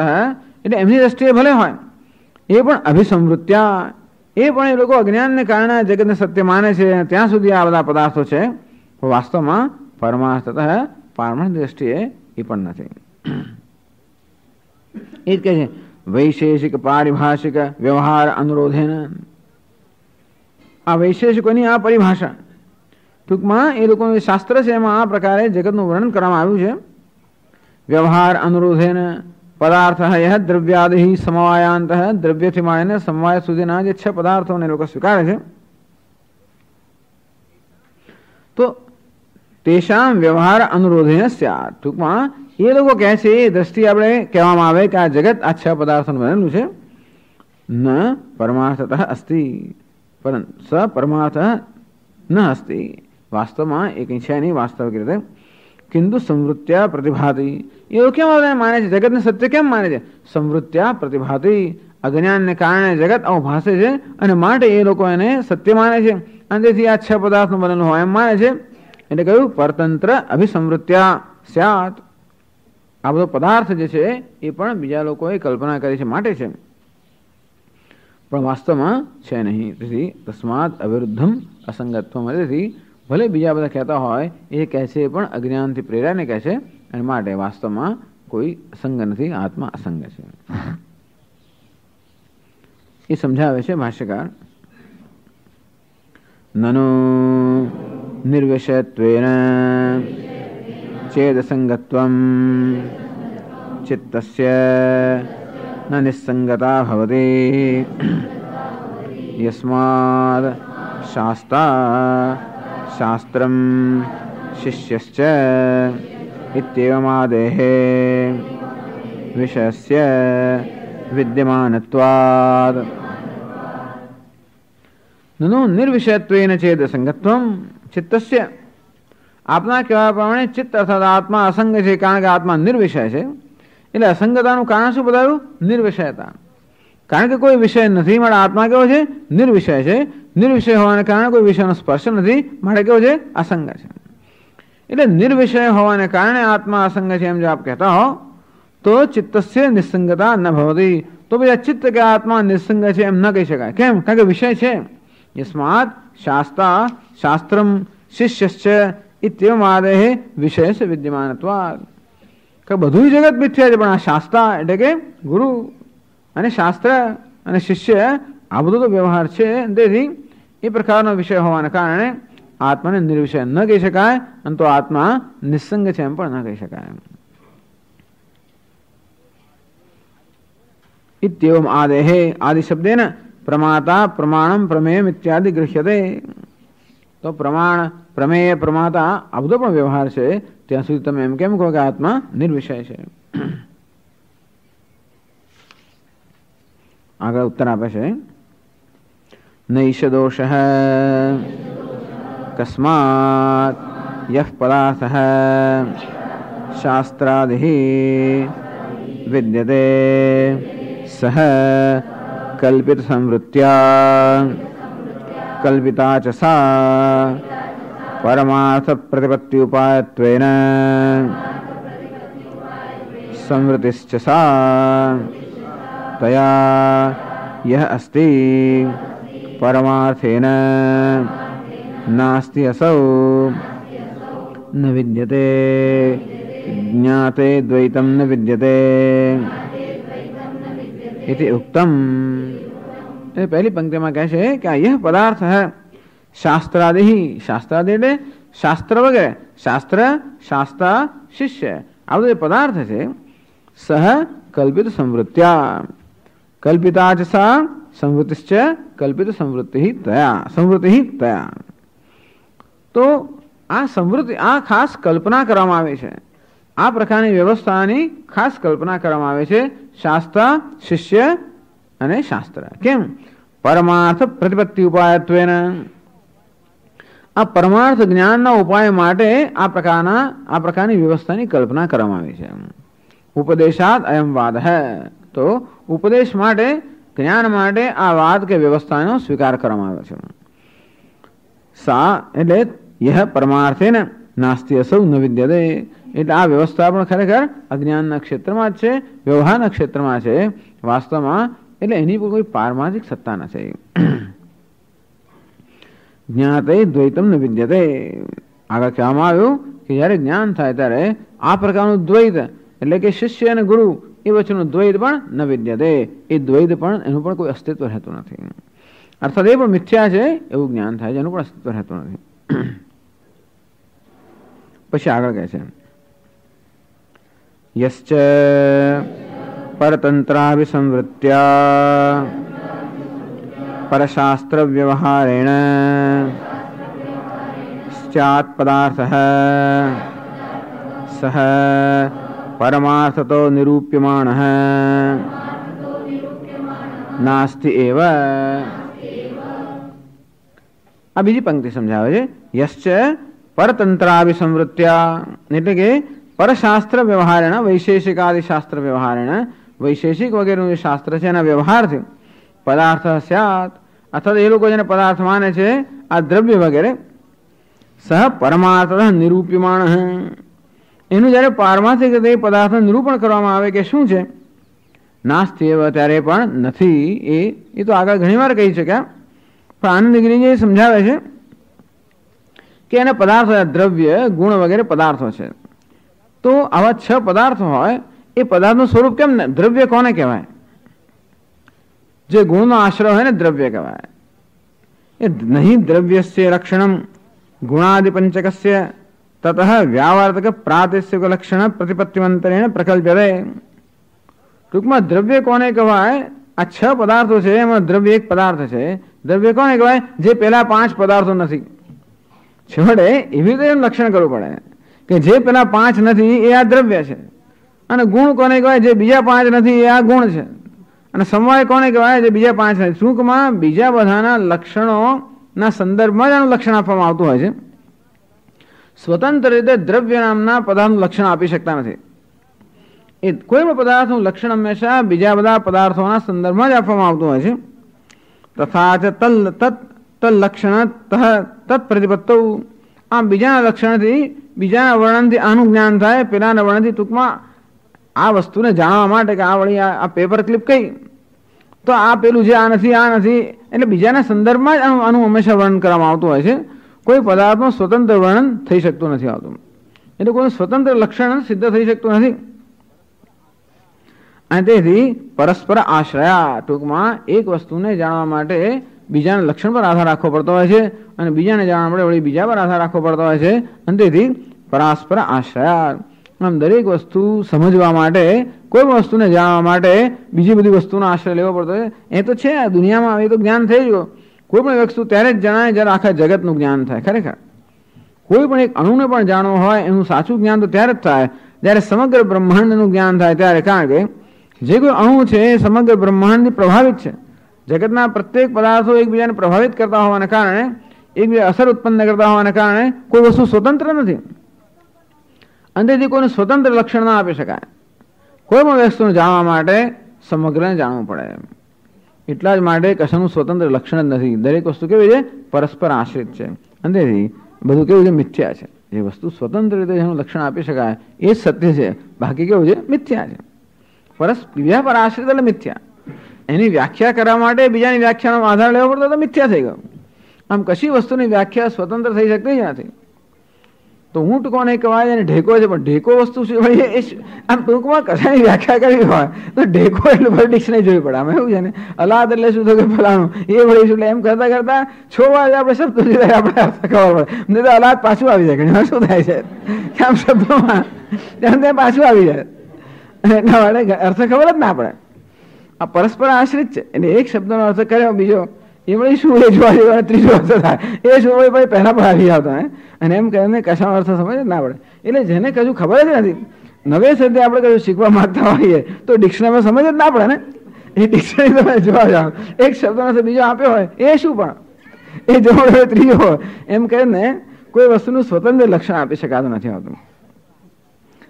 અને એટલા માટે પરસ્પર આશ્રય, આ જેને એ લોકો પદાર્થો કહે છે એ પદાર્થોનું કે સ્વતંત્ર વ્યાખ્યાઓ કરી શકતા નથી હોતા. અને માટે કેવું છે આ બધું? મિથ્યા. એટલે કિંચિત વસ્તુતઃ ન સિદ્ધેત. કોઈ પણ વસ્તુ ખરેખર છે એવું સિદ્ધ થઈ શકતું જ નથી. શું છે એ નક્કી થઈ શકતું નથી. પેલું નથી કે આ છે, બધાના સંદર્ભમાં શું, પણ એ સ્વતંત્ર રીતે શું છે તો કે માત્ર અસ્થિ ભાતિને પ્રિય, અર્થાત એ સંવિત સિવાય અન્ય કાંઈ જ નથી. એટલે કે વસ્તુતઃ નિર્વિશેષેવ સિદ્ધત્વાદ, એમ કરીને દરેક વસ્તુ છેવટે એકમાં જ પરિણામે છે. નિર્વિષય અસંગ ચિત્ત, એ શું બીજું કાંઈ જ નથી. દરેક પદાર્થના સ્વરૂપનું નિરૂપણ કરવામાં આવે તો સ્વતંત્ર નિરૂપણ આટલું જ છે. જે નિરૂપણ કે જે વ્યાખ્યા કે લક્ષણ બીજા પર આધારિત ના હોય એવું એક જ લક્ષણ છે, કયું? નિર્વિષય ચિત્ત.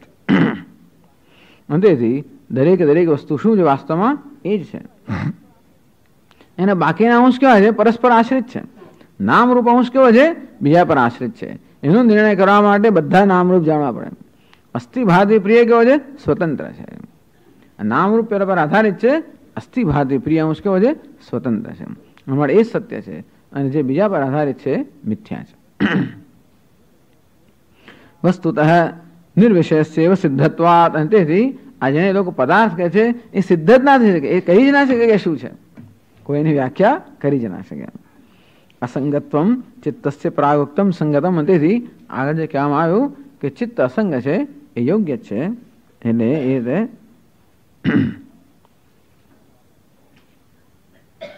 છેલ્લા વાક્યમાં કહે છે તેન યુક્તમ ઉક્તમ અસંગમ તેન કીર્તિતમ ઇતિ. તેન યુક્તમ ઉક્તમ બરોબર કહેવાયું છે, અસંગમ તેન કીર્તિતમ એ જે આગળના શ્લોકમાં કહેવાયું યોગ્ય જ કહેવાયું છે. તેથી તો અસંગમ તેને 72મા શ્લોકમાં કહ્યું કે એ છે એ બરોબર કહેવાયું છે. ચિત્ત એટલે કે આત્મા અસંગત છે, એ સિવાય બીજી કોઈ વસ્તુનું અસ્તિત્વ સિદ્ધ થઈ શકતું જ નથી. આ તો બે વસ્તુ ખરેખર આ શ્લોકમાં બે વસ્તુની ચર્ચા કરવામાં આવી. એક તો આ શાસ્ત્રા શિષ્ય જે પદાર્થ છે એ પણ પારમાર્થિક દ્રષ્ટિએ એ ન હોવાના કારણે એ પણ કોઈ પ્રકારની વિષયતા ઉત્પન્ન કરતો નથી, માટે ચિત્ત નિર્વિષય છે. અને બીજા શાસ્ત્રવાળા લોકો જે આ જગતનું નિરૂપણ કરવા માટે પદાર્થોની જુદી વ્યાખ્યા આપતા હોય, એ લોકો પણ પદાર્થનું કોઈ નિરૂપણ સ્વતંત્ર કરી શકતા નથી. અંતેથી એ પદાર્થોનું જ્યારે પારમાર્થિક નિરૂપણ કરવામાં આવે ત્યારે નિર્વિષય ચિત્તમાં જ પરિણમતા હોય છે. અંતેથી એ ચિત્ત નિર્વિષય છે. એ લોકો જે કહે છે એવા પદાર્થો ખરેખર કોઈ છે નહીં. પછી આગળ કહે છે શાસ્ત્રાદિભેદ કલ્પનાયા સંવૃત્તિ સિદ્ધત્વે કાલ્પનિક વ્યવહાર સિદ્ધત્વે. ટૂંકા શાસ્ત્ર, શિસ્ત, શિષ્ય, શાસ્ત્ર આ બધા પણ વ્યવહાર કેવો છે? કાલ્પનિક વ્યવહારના ક્ષેત્રમાં જ છે. તદધીન આત્મની અજત્વ કલ્પના આવી સંવૃત્તિ સિદ્ધાય. તમે કોઈ શાસ્ત્ર તમારું મિથ્યા થઈ ગયું, તો શું થયું? જો આ લોકો આ શાસ્ત્ર પોતે જ કહે છે કે શાસ્ત્ર મિથ્યા છે. જો શાસ્ત્ર મિથ્યા હોય તો શાસ્ત્ર એમ કહે છે કે આત્મા અજન્મા છે, એ પણ મિથ્યા જ થઈ ગયો ને. શાસ્ત્ર જો મિથ્યા હોય તો શાસ્ત્ર કે આત્મા કેવો છે? અજન્મા, અજય છે. એટલે તદ અધીન આત્મની અજત્વ કલ્પના બી. અચ્છા, આત્મા અજન છે, અજન્મા છે, એ પણ કોણ કહે છે? એ વસ્તુ પણ શાસ્ત્રના અધીન છે. અને માટે તાપી સમૃદ્ધ સિદ્ધાય. તો એ કલ્પના પણ કેવી છે? ખરેખર વ્યાવહારિક વિષયના ક્ષેત્રની જ છે, એ અવિદ્યાના ક્ષેત્રની છે. એ આત્મા અજન્મા છે, એ પણ ખરેખર શું થઈ ગયું? તો પછી તો કલ્પના જ થઈ ગઈ ને. ઇતિ આશંક્ય અંગીકરોતી કે વાત સાચી તમારી. હવે તમે બરોબર સમજ્યા છો, હવે સાચી સમજ પર આવી રહ્યા છો. અજયતી એટલે 74મા શ્લોકમાં કહે છે એ કે જે વસ્તુનો કેમ ધીમે નિષેધ થતો જ જાય છે. એટલે દરેક ખ્યાલ, કોઈ પ્રકારનો ખ્યાલ એ બધા ધીમે ધીમે બધા છૂટતા જાય છે.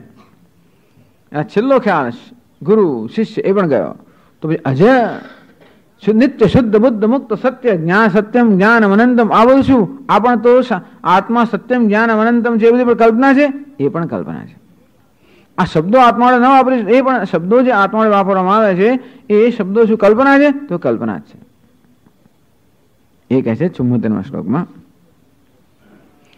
અજઃ કલ્પિત સંવૃત્યા પરમાર્થેન નાપ્યજઃ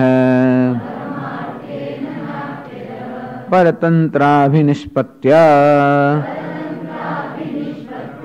સંવૃત્યા જાયતે તુ સહ.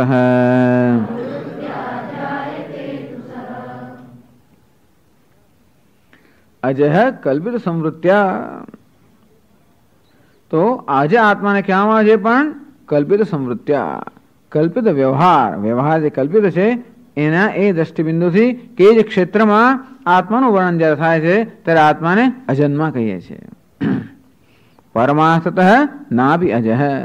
પારમાર્થિક દ્રષ્ટિ જોવા જાય તો આત્મા અજન્મા છે એવું પણ ન કહી શકાય. તો પછી એવું કેમ કહો છો તમે? પરતંત્રાભિનિષ્પત્યા સંવૃત્યા જાયતે તુ સહ. બીજા લોકો માને છે, સાંખ્ય વગેરે લોકો માને છે કે આત્મા જન્મે છે. તેથી લોકોના મનમાં આત્મા જન્મે છે એ પ્રકારની કલ્પના દ્રઢ થઈ ગઈ હોવાને કારણે કહેવામાં છે કે આત્મા અજન્મા છે. માત્ર એ કલ્પનાનો બાદ કરવા માટે કહેવામાં આવ્યું કે આત્મા અજન્મા છે. અજન્મા એ કહેવું એ પણ યોગ્ય એટલે કે એ પણ પર્યાપ્ત નથી. આગળ સવાલ જ કહેવાનું યત્ર વર્ણાન વર્તનતે, વર્ણ એટલે કોઈ શબ્દનો પ્રયોગ ત્યાં આગળ પર્યાપ્ત છે જ નહીં. એમ અજય એમ કેવું અજન્મા આત્માને કેવો એ પણ પર્યાપ્ત નથી. એ કેમ કહેવામાં આવ્યું? આત્માને જન્મવાળો માની લેવામાં આવતો હોવાને કારણે અજન્મા કહેવામાં આવ્યો. એટલે આ નિષેધની જ ભાષા છે. અજન્મા પણ શું છે? અજય એ શું છે? નિષેધની ભાષા. જન્મની કલ્પના આત્મા પર કરવામાં આવતી હોવાને કારણે સામાન્ય મનુષ્યો સ્વભાવથી એવી કલ્પના કરતા હોય. મોટા તત્વચિંતકો સાંખ્ય વગેરે લોકો બુદ્ધિપૂર્વક એ પ્રકારની કલ્પના કરતા હોય કે આત્માનો જન્મ થાય છે. તેથી આત્મા વિશે જન્મ એવું ખ્યાલ હોવાને કારણે આત્માને અજન્મા કહેવામાં આવે છે. એ પણ હંમેશા આ અવિદ્યાથી જન્મેલા વ્યવહારના ક્ષેત્રમાં જ કહેવામાં આવે છે. પારમાર્થિક દ્રષ્ટિએ અજન્મા એમ પણ ન કહી શકાય.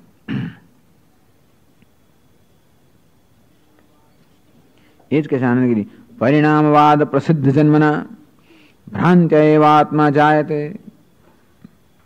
પરિણામવાદ પ્રસિદ્ધ જન્મના જન્મ નિમિત્ત કયા તો એ લોકો સાંખ્ય લોકો શા માને છે?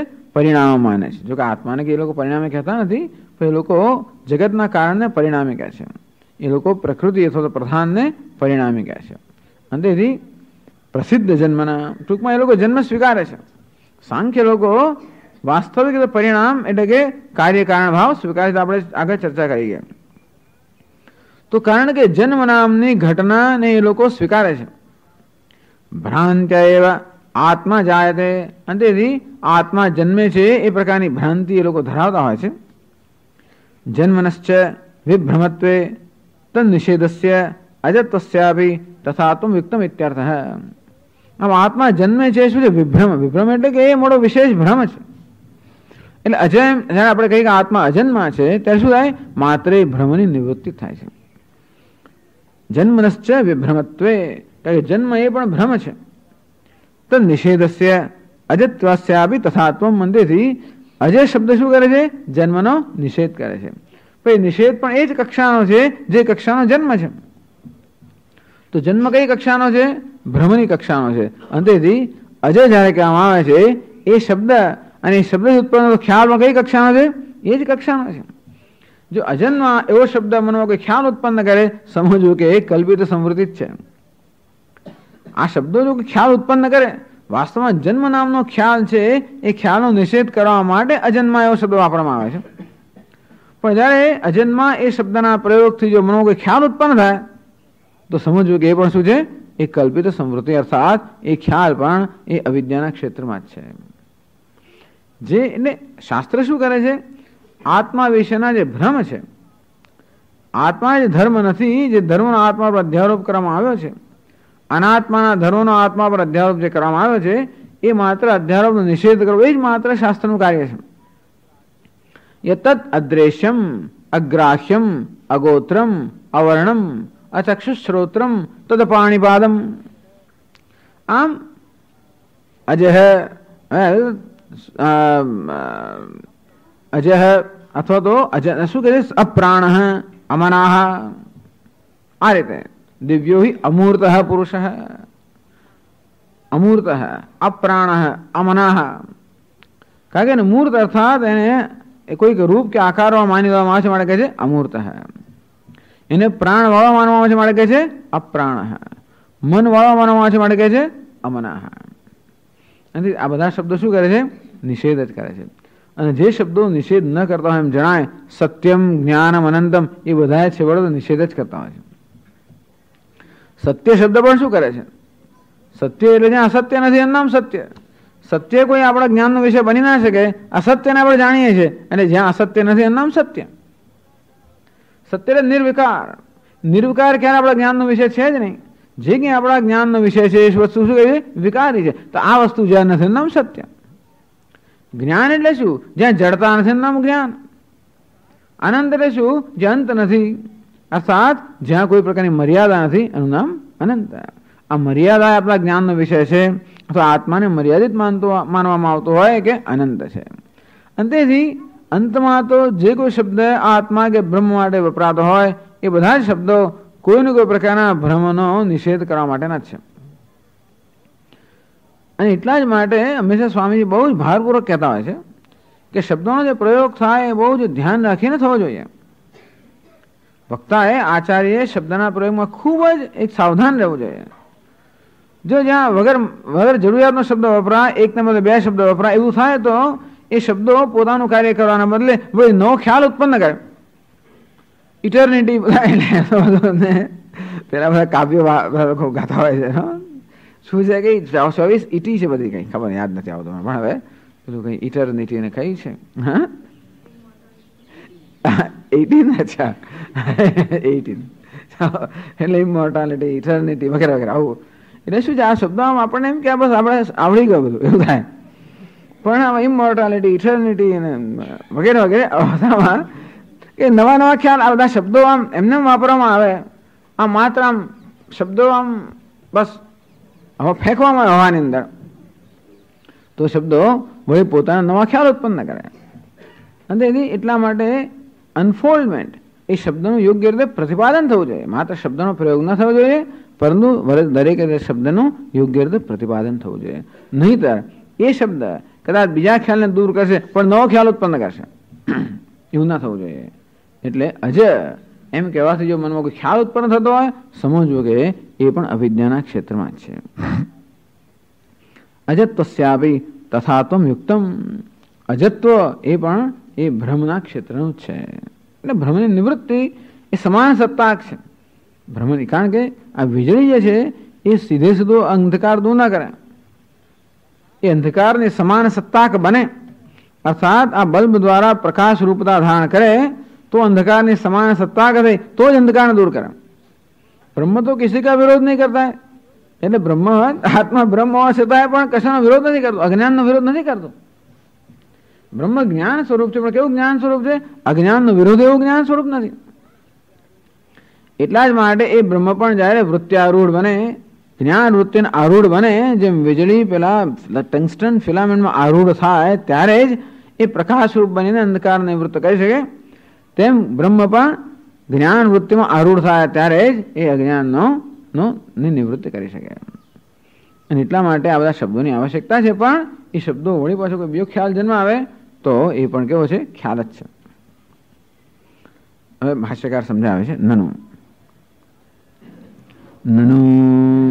શાસ્ત્રાદીનાં સંવૃત્તિત્વે અજઃ ઇતિ ઇયમિ કલ્પના સંવૃત્તિ સ્યાત્. નનુ પેલો પૂછે છે શાસ્ત્રાદીનામ સંવૃત્તિત્વે, વ્યવહાર માત્ર. તો આપ એમ કહેતો શાસ્ત્ર પણ એ વ્યવહારનો જ વિષય છે, અર્થાત એની કોઈ પારમાર્થિક સત્તા નથી એમ જ આપ કહેતા હો. અજ હેતી ઇયમ અભી કલ્પના. તો અજ એને જન્મ શૂન્ય કે જન્મ રહિત કહેવો, એ પણ કલ્પના જે છે એ પણ શું છે? સંવૃત્તિ સ્યાત્. એ પણ માત્ર વ્યવહારિક સ્તરની જ થઈ, એ પણ એવી મિથ્યા જ થઈ. એટલે આને કહે છે શાસ્ત્રાદિ ભેદસ્ય કલ્પિતત્વે તત્પ્રયુક્તમ આત્મની અજત્વમ અભી કલ્પિતમ સ્યાત્. બરાબર, જે આગળ કહી ગયા કે શાસ્ત્ર પોતે પણ કલ્પિત હોય તો શાસ્ત્ર શબ્દનો પ્રયોગ કરે અજ વગેરે એ પણ કલ્પિત થયું. પછી કહે છે કિમ અજોયમાત્મા યદિ વ્યવહારસ્ય કલ્પિતત્વમ કિમ વા તદ ઉપલક્ષિતસ્ય રૂપસ્ય યદિ વિકલ્પ્ય. અજોયમ આત્મા, અજો નિત્ય, શાશ્વતોયમ પુરાણ. આમ શબ્દ પ્રયોગ જ્યારે થાય ત્યારે અજય, નિત્ય, શાશ્વત, પુરાણ એ જ્યારે કહીએ ત્યારે એ પ્રકારનો વ્યવહાર એ શબ્દ પ્રયોગ કલ્પિત છે કે શબ્દ પ્રયોગથી લક્ષિત જે સ્વરૂપ કલ્પિત છે. એક શું છે? શબ્દ પ્રયોગ. કયો શબ્દ પ્રયોગ? અજઃ, નિત્ય, શાશ્વત, પુરાણ. ભગવાન કહે ને અજો નિત્ય શાશ્વતોયમ પુરાણ. તો આપણે અજય, નિત્ય, શાશ્વત, પુરાણ એ કહીએ જો વ્યવહાર કે શબ્દ પ્રયોગ છે, એ શબ્દ પ્રયોગ મિથ્યાના ક્ષેત્રમાં છે કે શબ્દથી લક્ષિત જે સ્વરૂપ છે એ મિથ્યાના ક્ષેત્રમાં? તમે શું કહો છો? તમે જયારે કહો છો કે અજય એ કલ્પના પણ એ પણ કલ્પના છે, એમ ત્યારે તમે કહો છો ત્યારે અજય, નિત્ય એ શબ્દ પ્રયોગને તમે કલ્પના કહો છો કે અજય, નિત્ય એ શબ્દોથી જેનું લક્ષિત કરવામાં આવે છે એ પરમાત્માને તમે કલ્પના કહો છો? હવે માત્ર શબ્દ પ્રયોગને કલ્પના કહીએ છીએ, પરંતુ શબ્દ પ્રયોગથી લક્ષિત થાય છે એ કલ્પના નથી. એ શું છે? સત્ય છે. આ શબ્દ પ્રયોગો સત્ય છે. 1000 એરોઝ. એરોઝ એટલે શું? પેલા તીર, પેલું માર્ગદર્શક હોય એ માર્ગ નથી, પણ ત્યાં કેવું છે? દર્શાવનારું છે. વિષ્ણુના 1000 નામ એ શું છે? 1000 એરોઝ. 1001 બધા એરો છે. તીર આમ બતાવે જ ખાલી, બદ્રીનાથ આમ બતાવે, એ બદ્રીનાથ નથી, પણ એ શું છે? બદ્રીનાથને બતાવનારું છે. એ પોતે બદ્રીનાથ નથી, પણ બદ્રીનાથને પ્રાપ્ત કરવાનું સાધન છે. આ પ્રત્યેક શબ્દ પણ શું છે? લક્ષણાવૃત્તિ, એટલે કે આ બધા તીર સમાન છે, આમ પોઈન્ટર્સ, માત્ર દર્શિત કરનાર છે. પણ એ શબ્દોનો પ્રયોગ યોગ્ય રીતે થાય તો યોગ્ય અધિકારીના મનમાં જરૂર એ શબ્દો લક્ષણાવૃત્તિથી, વાચ્યાર્થની પણ લક્ષણાવૃત્તિથી જરૂર જ્ઞાન કરાવી શકે. અને માટે ભલે શબ્દ પ્રયોગ કેવી છે? મિથ્યા છે, પરંતુ શબ્દ પ્રયોગથી લક્ષિત જે પરમાત્મા છે એ કેવો છે? સત્ય છે. એને કહે છે કિમ અજોયમાં આત્મા યદિ વ્યવહારસ્ય કલ્પિતત્વમ કિમ વા તદ ઉપલક્ષિતસ્ય રૂપસ્ય ઇતિ. આ માત્ર શબ્દ પ્રયોગ જ કલ્પના છે તમે કહો છો કે શબ્દથી જેનું જ્ઞાન કરવામાં આવે છે પરમાત્મા કલ્પના, એ પણ તો ત્યાં સુધી પહોંચી ગયા તમે કલ્પના કોને કહો છો? એ તો એને જ કલ્પના કહેવા માંગે કે તમારા પરમાત્મા એ કલ્પના છે. તો કે ના, એ કલ્પિતત્વ ક્યાં સુધી છે? શબ્દ પ્રયોગના સ્તર સુધી છે. એટલું જ અંગીકાર કરે છે. સત્યમ કહે છે શંકરાચાર્યજી. સત્યમેવમ. સત્યમેવ એટલે શું? તો કે આ શબ્દ પ્રયોગ જ કલ્પના છે. એમ ના કહેતો કે આત્મા કલ્પના છે. અજોયમિત્ય અભિધાનસ્ય સમૃદ્ધિ પ્રયુક્તત્વાત તદ વ્યવહારસ્ય કલ્પિતત્વમ ઇષ્ટમ. ટૂંકમાં અજહ એ પણ શેના સંદર્ભમાં કહેવામાં આવ્યું? જન્મના સંદર્ભમાં કહેવામાં આવ્યું. એ જન્મ વ્યવહારનો વિષય છે અને એના સંદર્ભમાં કહેવામાં હોવાને કારણે અજય એ શબ્દ પ્રયોગ પણ વ્યવહારના વિષયમાં છે. અને માટે એ કલ્પિત હોય એ સ્વીકાર્ય છે. ખરેખર એ કલ્પિત હોય એ ઇષ્ટ છે. એ અજય શબ્દ કલ્પિત ના હોય તો એ શબ્દ વિષય ના થાય તો આત્મા જો અજય પણ રહી જાય પાછું. એવું કઈ નહીં. એ બધી એટલે વેદાંત લોકો ઈચ્છે છે કે આ બધી કલ્પના જ હોય, અર્થાત એનો પણ બહાર થઈ જવો જોઈએ. કથકરેણવત આપણે પેલી ફટકડી નાખીએ જળની અંદર, જળને સાફ કરવા માટે, ફટકડી પછી ના જતી તો શું થાય? આપણો જળ બીજી બધી કચરો જતો રહે, ફટકડી રહી જાય તો પછી બીજો કચરો, તો ફટકડી શું કરે? બધા કચરાને લઈને નીચે બેસી જાય.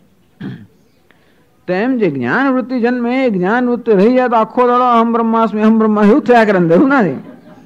એ પણ હું બ્રહ્મ છું એ જ્ઞાન ઉત્પન્ન કરાવીને એ પોતે પણ શાંત થઈ જાય. એટલે અજોયમિતિ અભિધાનસ્ય, આ બધા વિચારોમાં રહેલા છે. અજોયમિતિ અભિધાનસ્ય સમૃદ્ધિ પ્રયુક્તત્વાત તદ વ્યવહારસ્ય કૈવલ્યોત્તમ ઇષ્ટમ. અર્થાત એ વ્યવહાર શબ્દ પ્રયોગ કલ્પિત હોય, અરે એની વૃત્તિ પણ કલ્પિત હોય, અર્થાત અજ્ઞાન ક્ષેત્રમાં હોય એ ઈચ્છનીય છે. કૈવલ્ય અવસ્થાયામ અજોયમિતિ ઇતિ અભિધાન અભાવ ઉપેત્ય.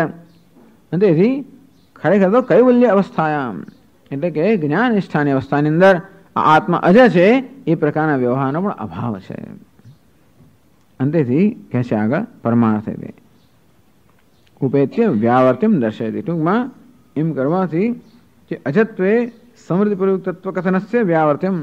અમે શા માટે કહીએ છીએ કે અજય પણ એ વ્યવહારના ક્ષેત્રમાં છે એમ કહીને એવું કહેવાનો હેતુ શું છે? એમ કહીને એવું કહેવાની જરૂર શું પડે? તો જે વસ્તુ એ જરૂર ઊભી કરે છે એની વાત કરે છે. પરમાર્થ નહીં.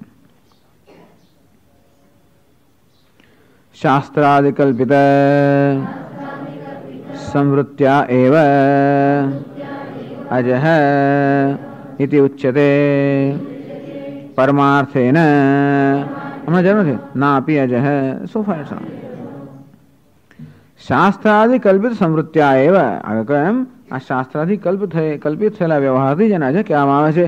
પરમાર્થેન નાપી અજહ.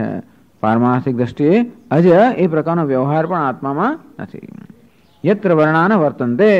જ્યાં કોઈ પ્રકારના શબ્દ ખ્યાલ ત્યાં પ્રવર્તમાન ન હોય તે અજય એ પ્રકારના ખ્યાલની પણ પ્રવૃત્તિ નથી. અત્યારે અજાતિવાદ બધું કહ્યું, હવે એ અજનો જ નિષેધ કરી નાખે છે.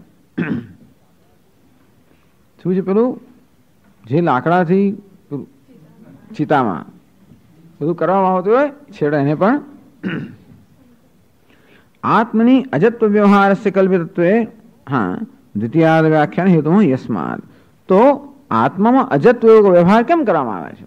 એ કલ્પિત હોય તો વ્યવહાર કેમ કરવામાં આવે છે એનું કારણ કહે છે પરતંત્ર અભિનિષ્પત્તિ, કારણ કે બીજા બધા દુનિયામાં લોકોમાં જન્મ, આત્માનો જન્મ એ પ્રકારનો ખ્યાલ દ્રઢ થઈ ગયો હોવાને કારણે એ ખ્યાલમાંથી મુક્ત કરવા માટે જ અજય એવો શબ્દ પ્રયોગ કરવામાં આવે છે. એ કહે છે આગળ યસ્માદ પરતંત્રાભિનિષ્પત્યા પરશાસ્ત્ર પ્રસિદ્ધિમ અપેક્ષ્ય યહ અજહ ઇતિ ઉક્તઃ સહ સંવૃત્યા જાયતે અતઃ અજહ ઇતિ ઇયમિ કલ્પના પરમાર્થ વિષये નૈવ ક્રમતે ઇત્યર્થઃ. યસ્માત કારણ કે પરતંત્રાભિનિષ્પત્યા પરશાસ્ત્ર પ્રસિદ્ધિ અપેક્ષા, બીજા બધા શાસ્ત્રમાં એટલે સાંખ્ય વગેરે શાસ્ત્રમાં કારણ કે આત્માને જન્મવાળો માનવામાં આવ્યો છે